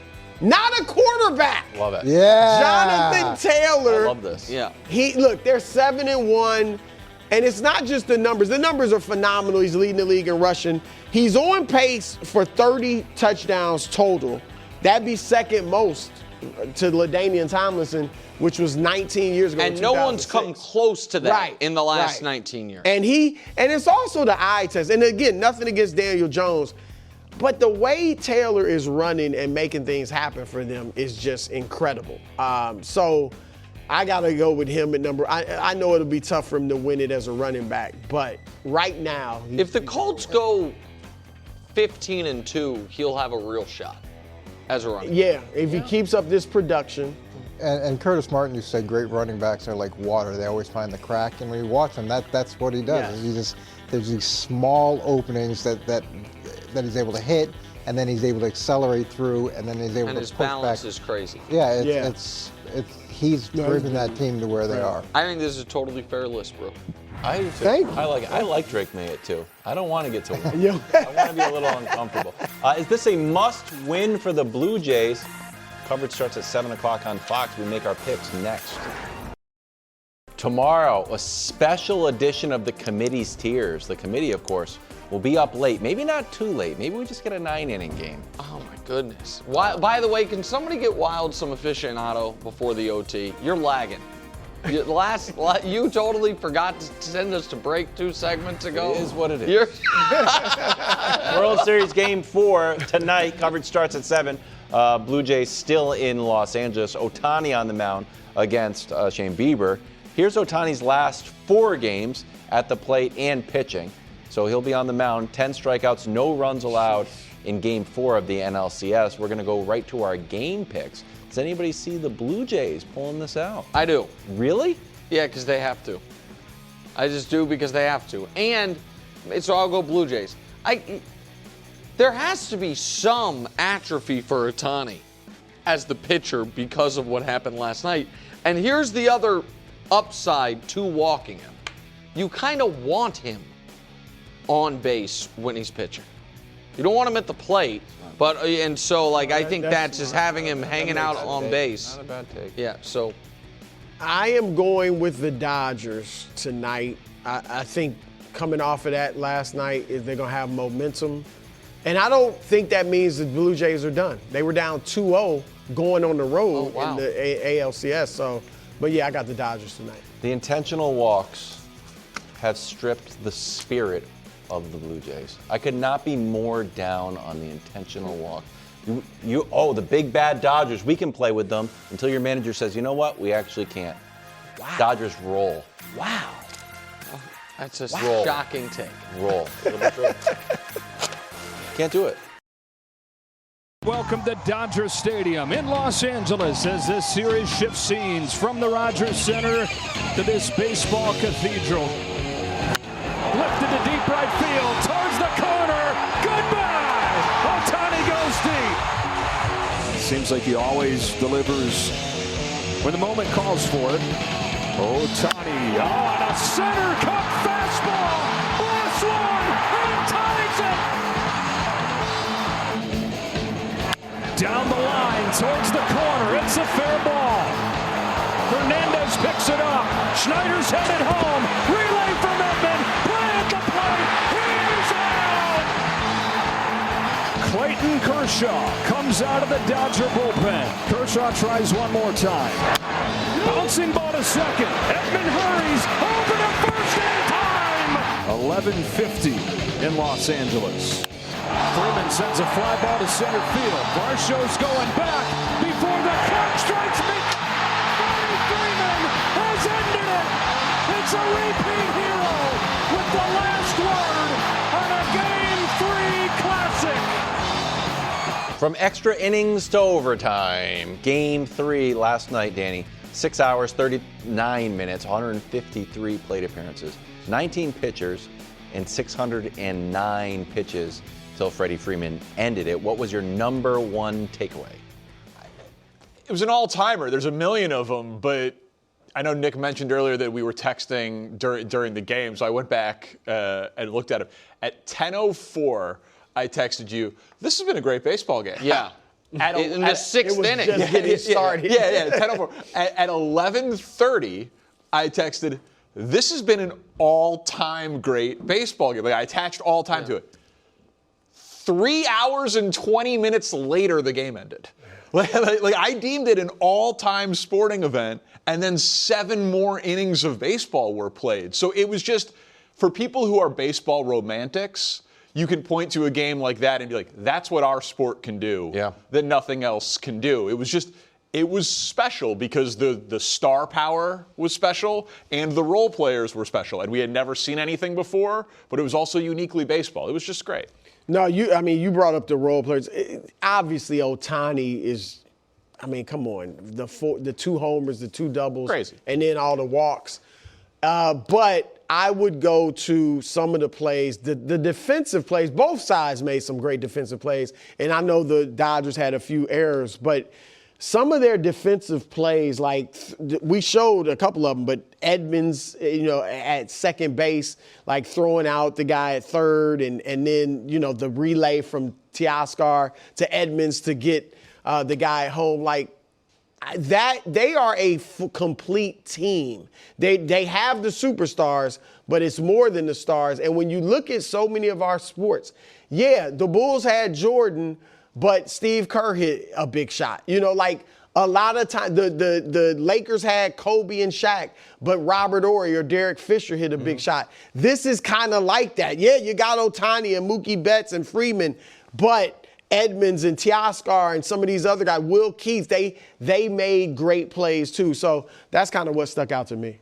And I'll admit it, I fell asleep. But I can see it's humiliating. When I saw that it went 18 innings, I was like, oh no. And if my kid grows up to love baseball, I'll tell him I stayed up. Yeah, you got it. It's just like a classic lie situation. Oh, of course I watched that game. Well, and it was, I mean, Brou, you mentioned I really liked that it was not, I understand you had the 3-run bomb for the Dodgers, or I'm sorry, for the Blue Jays that gave them the lead. Obviously, Ohtani's 2 home runs and then the game-winning home run. But in the midst of all that was just amazing defense and some sick base running and then some real, tough baseball decisions. Pulling Kirk for a pinch runner was a gutsy call that I don't think was necessarily wrong, but obviously when you pull him, you don't think he's going that spot in the order is going to come up 3 more times. You would have liked his bat. Right, of course you'd have loved his bat. Vladdy scoring from first. If we said Vladdy's going to have 2 massive highlights and neither one's going to involve his bat, it's going to be him scoring from first and his unbelievable play across the infield to get, forget who he got, whoever he got at third. Teoscar. Or he got Teoscar at third. I just thought it was awesome. And I am really interested in the knock-on effect tonight when it comes to Ohtani specifically. We have literally never seen someone we have not seen someone in any baseball game in more than 70 years be on base that many times. We certainly have never seen someone in the history, I'm going to go ahead and say, in the history of baseball, all the way down to Pee Wee or Little League, get on base 9 times and be the starting pitcher the next day. And so, what that is going to mean for his ability tonight, I think it's really fascinating. All right, coverage starts at 7 on Fox. Blue Jays need this one. Well, yeah. Yeah, it's a big one. Falling down 3-1 be a problem. It's a big game. Meanwhile, in Kansas City, Chiefs rolled the Commanders, who put up a listless second half. They lost by 21. Mahomes had 3 touchdowns, 299 yards. Danny, do you think the Chiefs proved anything in their 3rd straight win here? They're scary. We've known that, though. So, I don't know that I learned anything new last night, but my biggest takeaway was, they committed 9 penalties and threw 2 interceptions. 1 a bad decision, 1 obviously a terrible execution by Kelsey, unlucky, right? But still, so 2 giveaways and 9 penalties, and they won by 21 points. That is just that would send shockwaves around. We know all the coaches watch all the film of all of the games, and they're just scouting their opponents, and they're like, oh, they just played a B- game and won by 3 touchdowns. And then if you zoom out a little bit for the Chiefs now over this stretch of time. Just say it. The post tackle to turn the tide? I'm not going to exactly T6 tackle to turn the tide. But I attribute it more to personnel, Worthy coming back and Rice coming back. You attribute it to a tackle by a quarterback. Yeah, tackle to turn the tide. Yeah. But they're now producing on offense like they produced in the 5-year stretch where you guys refer to them as the light show. And that is if that's the case, and we could, it's identical in an eerie way, including Travis Kelce yards per catch is the same. What? Out of nowhere, Mahomes' passer rating is actually better. And again, 5 games against 5 years. I understand it is selective endpoints, but still, it's 5 games again. The tackle to turn the tide was 5 games ago. This is okay. I just couldn't do it. I'm just saying, Troy, Christina, feel free to add the note line even to Danny's graphics. Couldn't do it. Post TTT. Does post TTT include the first half of the game? No. The whole giant? No. No, because there have been 5 full games since then. The Chiefs have played 8 games, and the Giants game was the 3rd game. No, there's no way to do it. We're just doing not perfect. And so, can I? Listen, and what that doesn't speak to is right now, statistically, they have the best defense they've had in the Mahomes era. I don't know if I actually think they have the best defense they've had in the Mahomes era, but statistically they've had. But there's one other thing, and this is something I know you're going to love. I don't know how much Brou's going to love it, but I know you're going to love it. And I said this to you in your shared office privately 5 weeks ago. It's like a weird thing has happened with the Chiefs because Butker's been shaky. Yeah. Andy Interesting. Oh, I do like that. was, I think, forced into, all right, I guess we'll be a fourth down team. And they've never been that. In the whole Mahomes era, they have been one of the 5 most they've had Patrick Mahomes. They've been one of the 5 most conservative teams in the league when it comes to going for it on fourth down. And then I think the combination of the offense wasn't really humming, the kicker was shaky, or maybe Andy, found, as Greg Rosenthal put it this morning, found religion in this offseason about fourth downs. I don't know what it was. But this year, they have been the second most aggressive fourth down team in the league. First drive last night, or for the touchdown drive after the half, I think it was last night, was on a fourth down. They went for a fourth down in their own territory, and that the analytics community would say the Chiefs have been giving away points over the last few years by being so conservative on fourth. We've watched dozens of Chiefs games together, and I'm like, what? You have the best play caller and the best quarterback, and you are punting with regularity and kicking short field goals. It's been like the only complaint I've had of this run of the Chiefs. And this year, Brou, they have Kareem Hunt on 4th and 1 has been a higher percentage than the tush push on 4th and 1. So they have, so they've got their running back on third and 1 or 4th and 1 is 12 out of 13. And Andy's going for it, which is an interesting wrinkle that the Chiefs teams of the past haven't had. Yeah. Go ahead. They didn't play, like you said, a B- game is what they played, if that, and they routed them. Now, I get it. It was Mariota, the backup quarterback.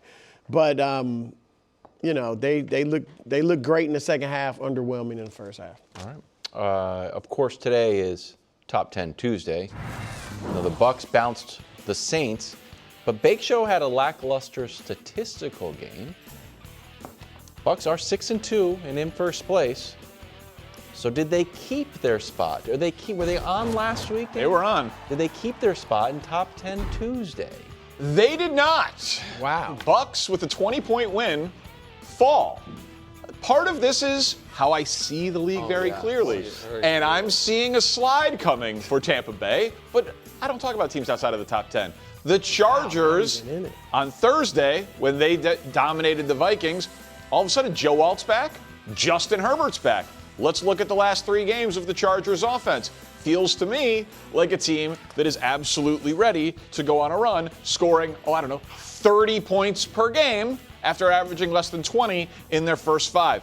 Beat the Titans, beat the Steelers, beat the Jaguars, beat the Ravens. 9-3?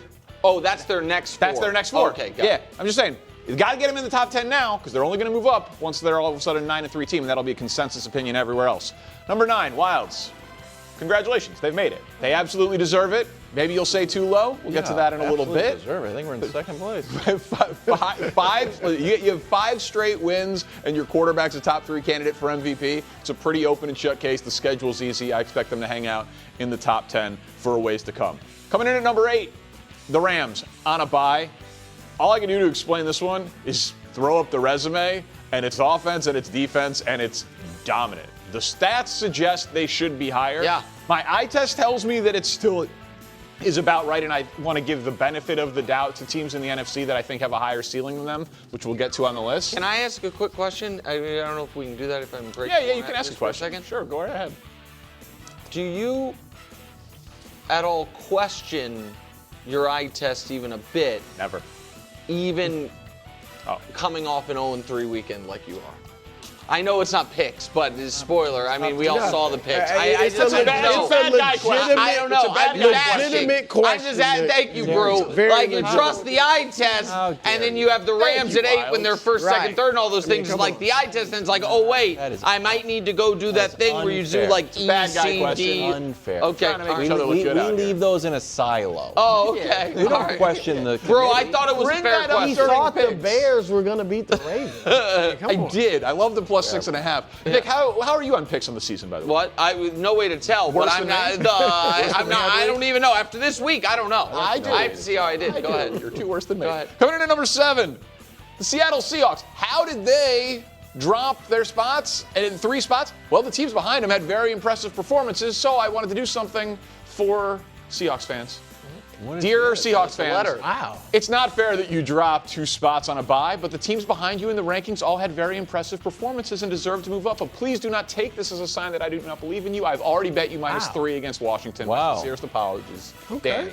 I wanted to shout out the 12 I like that. Yeah. Could have used flowers and a kiss of the lips. No, it's too much. It's too much. Just a straight. Like that better? Yeah. Okay. And again, Wilds didn't love the last time I brought out flowers. Coming in at number 6, the Green Bay Packers. Highest they've been rated for me all year.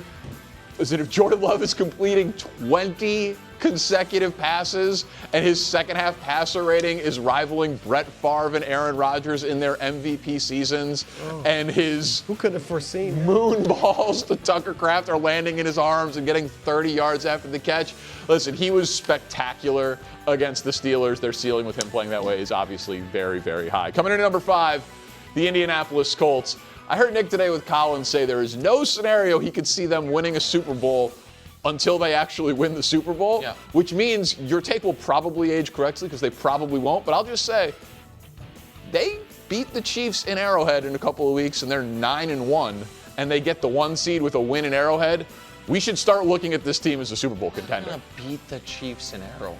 Okay. Okay, they're just, go ahead. Okay, I'm just saying, we're going to be able to revisit that take very soon. It's not going to take all the way till the AFC Championship game or the Super Bowl. Coming in at number 4, the Eagles. Right where I had them last week. If 2 weeks ago you can get Jalen Hurts with a perfect passer rating against Brian Flores and you could follow it up with Saquon Barkley just being dominant, and he had 0 explosive runs on the season before this game, and then he has 2, including this long run, and that was with A.J. Brown out.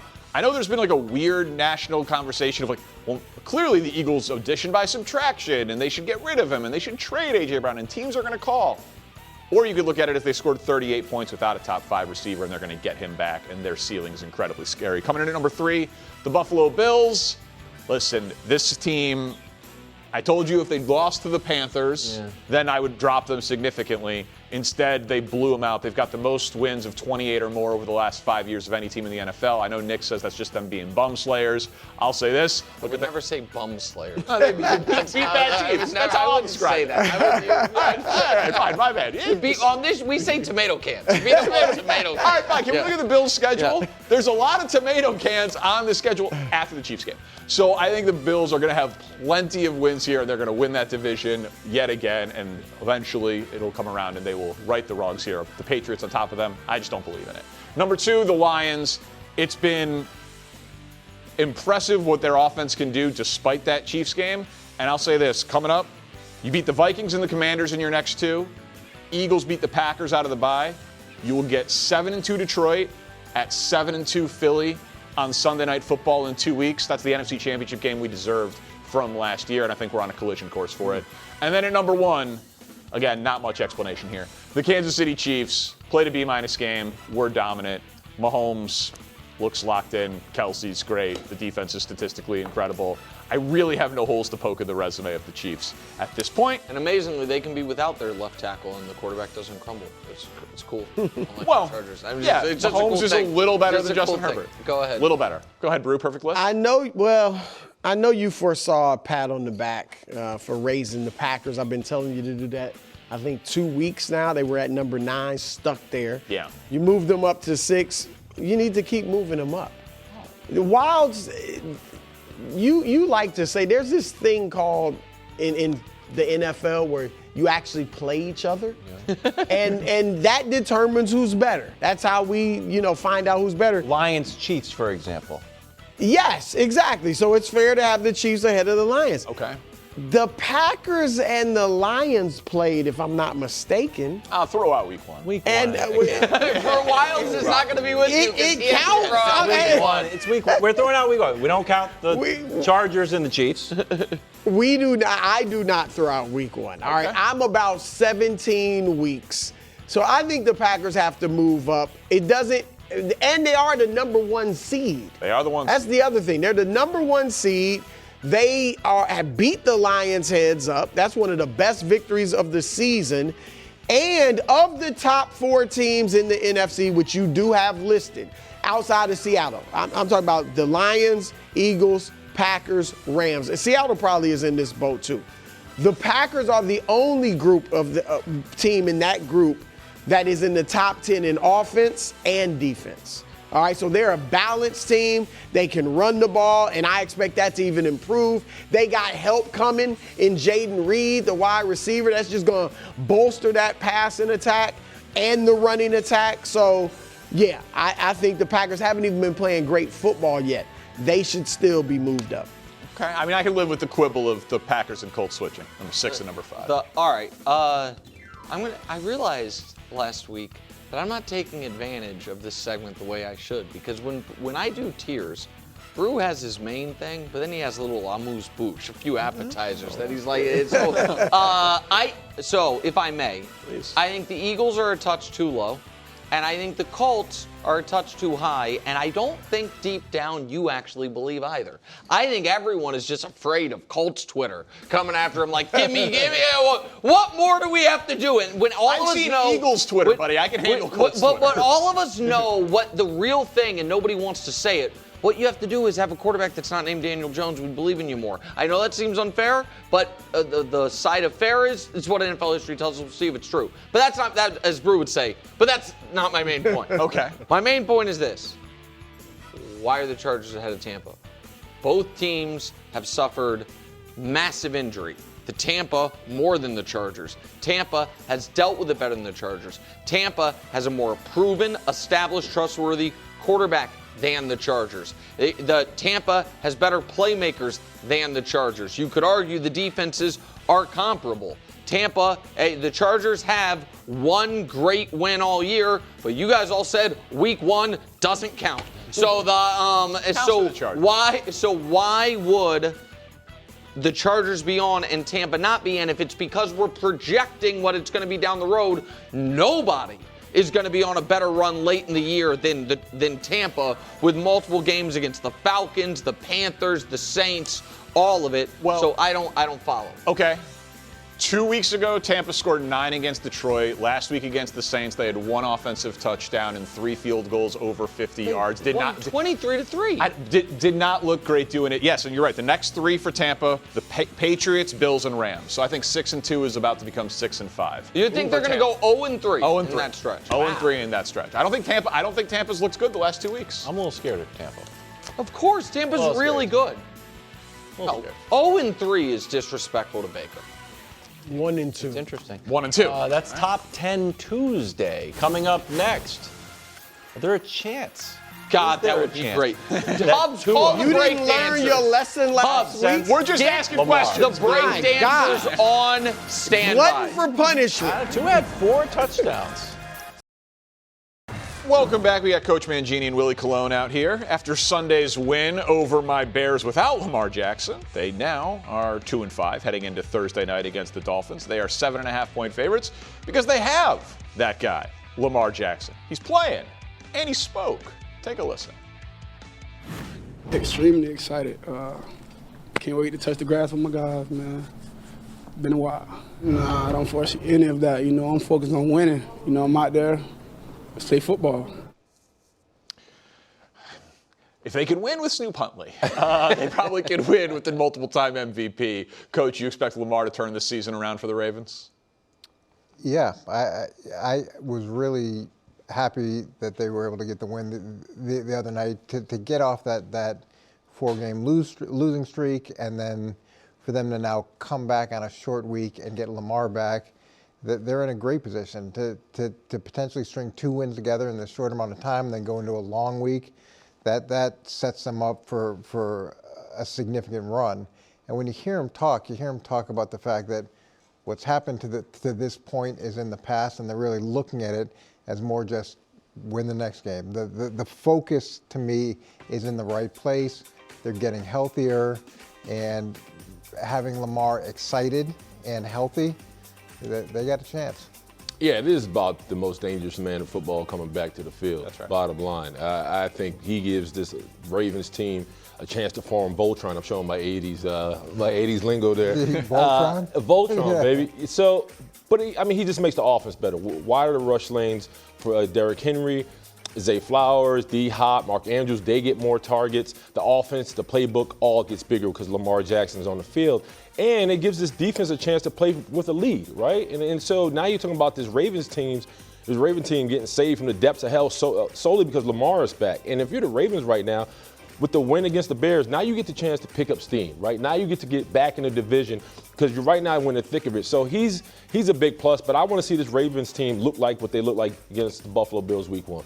So that I think is what they're going to be expecting in Baltimore, is that offense immediately is going to become the scariest in the league. And Lamar has been instant offense now for years, so I have no reason to expect that to be any different, especially against the Dolphins defense. That was a crazy performance for them against Atlanta, but coming into that game, they were dead last in a ton of statistical categories. Yeah, I thought that was going to be a blowout. I didn't see the Dolphins doing the anything other way. in that. Correct. Right. So now the quick turnaround for them, Lamar's back. I think it's a spot where the Ravens can get 2 wins in 5 days and feel really good about themselves.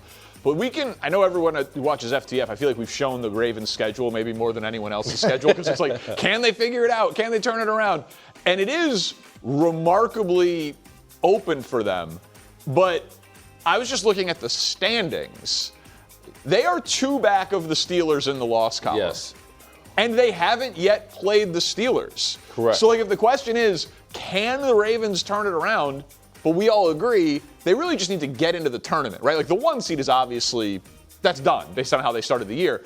But I think the answer to that question is now objectively yes, because as long as they beat the teams they are supposed to beat, it's going to come down to, can you beat Pittsburgh? And I know those games are always close and always tough, and not to take anything away from Pittsburgh, but just Baltimore is going to be playing meaningful games in the right-hand column there, simply because they haven't yet lost to the team that they're chasing. But I also think it comes down, this is why Thursday's game is big, because you have to also see how limited Lamar Jackson is with this hamstring, right? Because if he's limited, that means the RPOs shrink a little bit. The outside run, him being an instinctful quarterback, all that things come into fruition. So you need him at his best, and you need his offense to be at their best so they can make that type of run. I don't know what it looks like come Thursday, but it's going to be interesting to see if he's healthy enough to be him. Well, that's why it was so not just important, but so great that they were able to win without him this past week. So he was able to get the extra rest moving to Thursday. And as far as Pittsburgh goes, they're unreliable, and they've got major issues. And as much as I thought the issues were going to be Aaron Rodgers, the issues has been the defense. And when you watch them play last game, it just doesn't look anything like what we've been so used to seeing. So Pittsburgh is vulnerable, and Baltimore seems to be gaining some steam. And you're right. How healthy is Lamar? If Lamar is anywhere close to fully healthy, they're easily I would think the favorite to win the division. Well, the Vegas odds say that they are the favorite. And people are like, how can they be the favorite? And it's because what you're talking about. They wouldn't be the favorite in the AFC West. They wouldn't be the favorite in the AFC East. But in the AFC North, when people don't really believe in Pittsburgh, Burrow is out, Cleveland is Cleveland, and Baltimore has been what they've been for the last 5 years. And it's like, oh, well, they get Lamar back, and they're just going to be fine. And I'll say this. Obviously, we all watched it. I watched it, every snap of it, very closely, of the Bears-Ravens game. That Ravens defense was impressive. It was the Bears offense. Yes, Caleb did not, he threw the bad interception and he didn't get them he didn't have a touchdown in the game. But the Bears offense had been playing well leading into it. They had been running. They ran on the Saints. They ran on the Commanders. The Bears offense had been good. And the Ravens defense really gave them problems. So it looks to me like the Ravens defense is getting healthy. Lamar is getting healthy. I think this team is very scary and going to get right at the right time. But it all comes down to Lamar. He's the one that gives them the confidence. He's the oil change, man. Hopefully he can get it done Thursday. All right, so now nature is healing. Things are becoming all normal again. The Chiefs, I guess they're just back. 299 yards, 3 touchdowns for Mahomes, 99 receiving yards and a touchdown for Travis Kelce. That looked vintage last night. Here is Patrick Mahomes on his tight end, Travis Kelce. He's just like the true Chiefs chief. I mean, he is the guy that's been here through the whole thing, been here with Coach Reid the entire time, and he helped set the culture. He helped set the culture of what it means and to play for Coach Reid and to play in Kansas City, and I was able to come in and have that guy to rely on. All right, are the Chiefs back to being the scariest team in football? I hate to admit it. I mean, they're scary and they're wet the bed scary. They're 5-3 and they've hit a level of consistency where you're like, uh-oh, here they come. And I think it's not just because of the offense. I think the defense has arrived. I think on special teams they're playing big-time football. And I think when you talk about them offensively, they're top 3, defense, they're top 2. And what they do from a brand standpoint, they get you out of the game early. I mean, they don't wait around. There's a killer instinct they're starting to develop solely because of Patrick Mahomes and his connection with this receiving core. And what I love about the Chiefs, and I love about them right now, is the no-name guys are starting to have names in the building, right? You talk about Brashard Smith. You talk about Tyquan Thornton. You talk about Mike Dana. These guys are now starting to become guys because of how efficient they are as a team. And we know who the superstars are. But when the team and the no-name guys are starting to have names, you're starting to recognize them. Like they look like they're unbeatable at this point. Yeah, they're scary because of Patrick Mahomes, and they're scary because he's now back to putting up 30 points a game. Yeah, that's a good reason to be scary. with some frequency. But this is a little bit of a reeling Commanders team that they face. Okay, there's no Jaden Daniels, so that's dramatically different. And he did throw 2 interceptions. We glossed over the 2 interceptions last night. One was a perfect pass off Kelsey's hands. Okay, but they existed. They did exist. And that was the reality of last night. Now, fortunately, they were playing a team that they could easily overcome that with a backup quarterback who couldn't move the ball, as effectively as they would have hoped, getting back Terry McLaurin and Deebo Samuel. So I wouldn't put too much stock in the performance last night. It was positive, but this wasn't a major contender that they knocked down. Can we show the I want to show the offensive graphic that I showed Nick Wilds and Brou in the last segment. The last 5 games compared to the 5 years that was described as the light show and the dynasty, and that's the 5,000-yard, 50-touchdown season. There's a few Super Bowls in there and all the Super Bowl appearances and the Arrowhead Invitational and all that. The numbers are identical, and I just. I mean, come on, man! I'm gonna give it to them. No, it felt to me like they saw. Last year, they played 4 guys at left tackle. Yes. Right.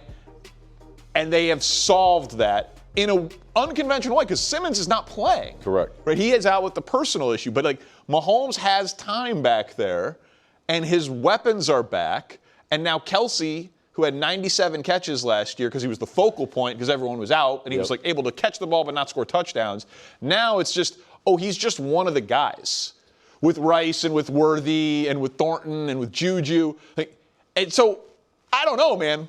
If they aren't, who is scarier than them? Who is scarier? I don't know because I thought if not them, then who? I thought a statement game was against the Detroit Lions.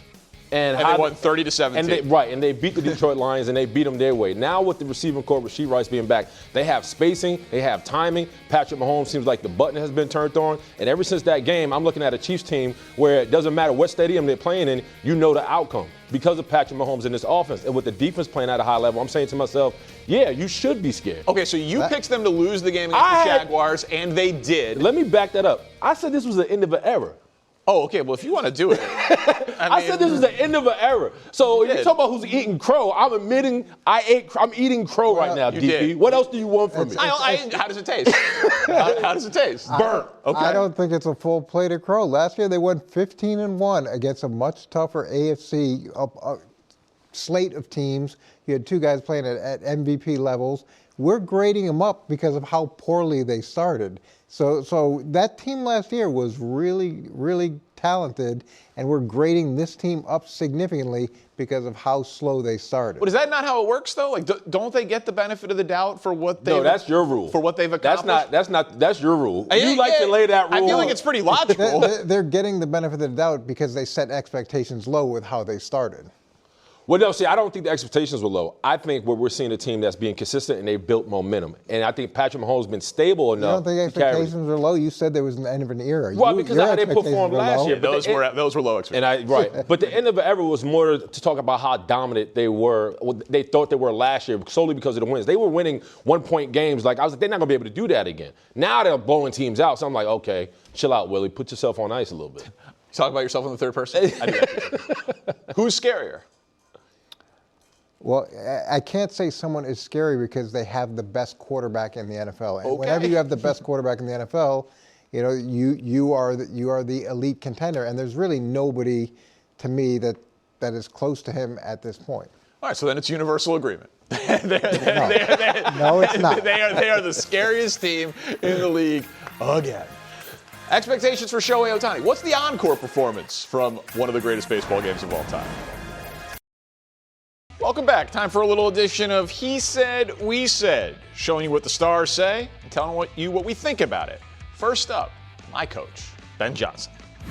When you look at it, all 60 minutes, and I'm not saying it's perfect, but I actually came away from watching the tape this morning encouraged that we took a step in the right direction here this week. And I know some people, it's hard to maybe rationalize that because the result wasn't there.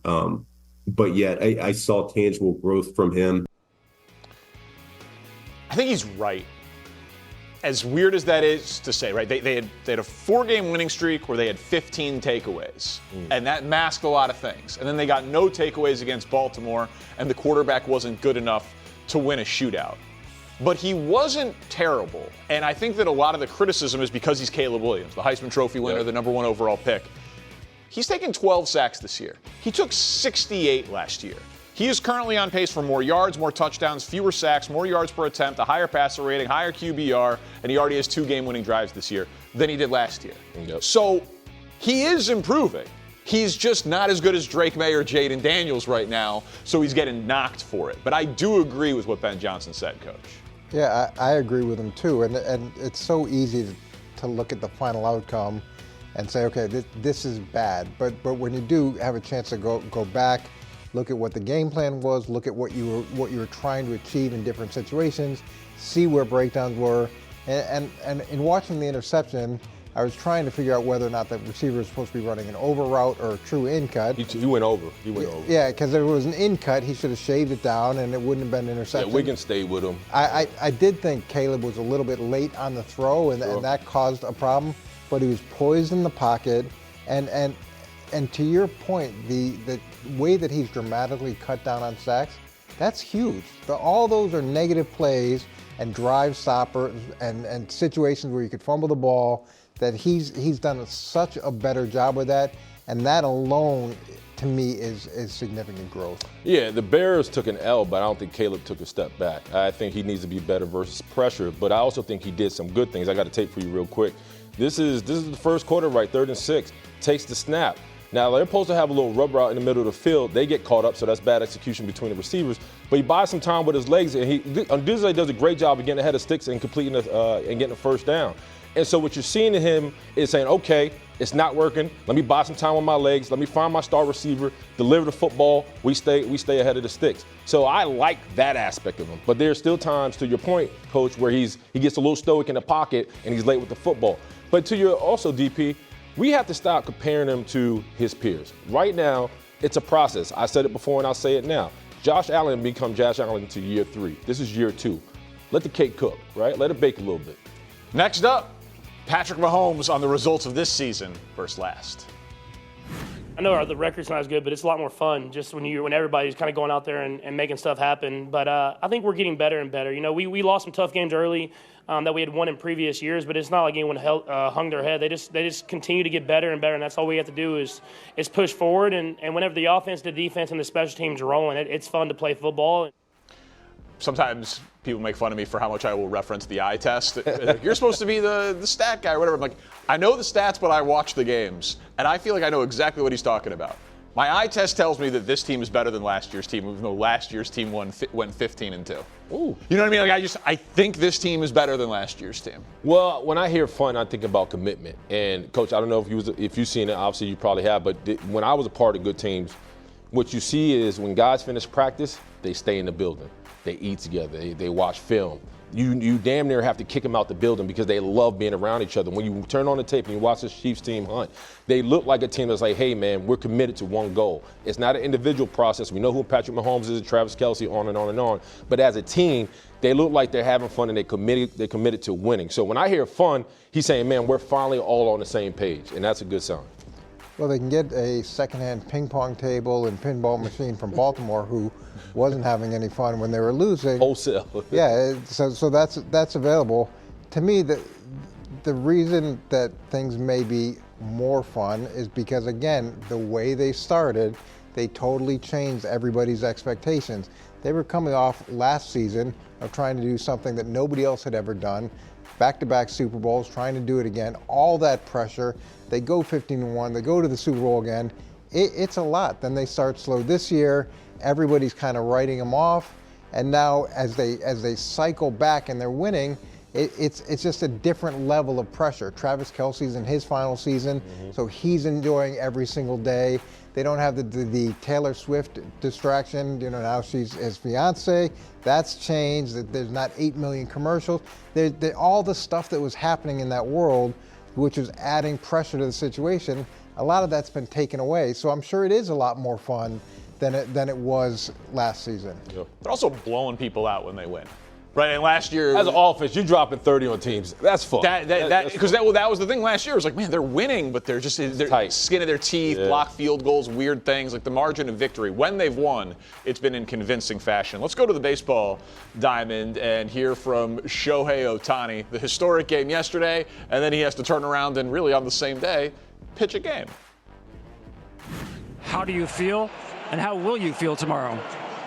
今日の試合の展開っていうところもあって、下の状態、投げることに関してどう思いますか？もう早く帰って寝て明日に備えたいです。I want to go to sleep as soon as possible so I can get ready. So it's been written about Shohei's like a big sleep guy. He can sleep for like 11, 12 hours in a night, and he's like a big rest and recovery guy. Secret. So one of his secrets. So I don't know that he's going to get the full amount of sleep that he would normally like to, but it was worth it for them to win. There's no superlative that you could say about this guy that is totally fair, but the video of him in the clubhouse last night after they won, and someone in the background yells, "Our starting pitcher got on base 9 times." And he was jumping up and down and so excited because he was starting a game and he realized it was the same day as that game ended. He's probably going to throw a shutout tonight. He's Superman. I'm sorry, Coach. Yeah. I'm sorry, but I'm not betting. I'm not betting against Superman. I really wish he had gone to sleep prior to that 7th inning home run. And I kind of wish Toronto had walked him earlier. That would have been good. And I really wanted to go to sleep happy last night, but he unfortunately made that impossible. And hopefully tonight he allows me to go to sleep a lot earlier and a lot happier. Yeah, we're rooting for the game tonight to end before 2:50 a.m. on the East Coast. That's possible. That would be right. Yeah, I don't know what it means or what it feels like to play 18 innings. I just know what it feels like to be emotionally and physically drained. When I played in the body bag game, the AFC Championship, my Super Bowl year against the Ravens, man, I was spent. I had nothing. And that was a physical game. And then we rolled into the Super Bowl against the Cardinals. And I remember being in the locker room while everybody's like, yeah, let's go, let's get this thing going. I'm just like, beep. And it was scaring me because this is the one, right? This is the game you need to be on. And I was tapped, and I was fortunate enough to be on a historic team. But I know what it means to feel like, man, I feel like I left everything I had last week. I don't know what I'm going to do this week to kind of muster up and get going. Imagine if Shohei Ohtani was also getting tackled. It's good that you guys had 2 weeks off. This is baseball. He can play again tonight. Right. All right, so it was an epic game 3. Let's get on the record here with our picks, gentlemen, ahead of game 4. Coach? 100% Toronto. 100%? Yep. Not okay. I mean, nothing yesterday makes you want to waver? 18 innings, fought it tooth and nail. I think that LA's a little bit more tired than Toronto is. Oh. Okay, yeah, that's a scientific diagnosis. Yeah. It's about as scientific as they're having more fun, so they're a better team. Yeah, fair. So I'm using that same analysis. That's true. Yeah. That's fair enough. No, I got the Dodgers. I think they're going to rally, not rally, but they're going to carry this momentum. Ohtani's on the mound. He's been dominant during the series. I got the Dodgers all the way. Listen, I picked the Dodgers. So I'm not going to pick against them in the game, but it is fairly amazing that you can intentionally walk Shohei Ohtani in front of Mookie Betts and Freddie Freeman, and everyone be like, yeah, that's the right strategy. Yeah, that makes sense. That's exactly what you are supposed to do. Dodgers are pretty good. We will end with the wildest play of Week 8 coming up. All right, guys, we're basically halfway through the year, Week 8 in the books. Wanted to end with the wildest play. We didn't have to. From Week 8. I know it's against your Steelers, but do you ever watch a game and sometimes you sit up off your couch and you hit the couch and you're just making couch noises? How is this play a completed pass? Like that's an interception for every Bears quarterback of my life. And it lands in Tucker Kraft's arms, and then he runs 30 yards after the catch. It was unbelievable. Yeah, that's pretty low percentage football. You're getting hit by two guys and just tossing it up. You can't really give him an attaboy because if he does it often, that thing's getting picked off 9 out of 10 times. The Steelers look horrible, and not even that. This kid Tucker Kraft balled out so much, people call him Yak and Cheese now. Like that's his I saw nickname. that. I like that. He had a breakout game against the Steelers. Everybody's like, oh, Yak and Cheese. I'm like, he had a breakout game. That killed us. That was in a stretch of 20 consecutive completions for Jordan Love. Like, oh, you know you're going right if that is a completed Good pass. night. Absolutely insane. Enjoy the baseball tonight. Yak and Cheese.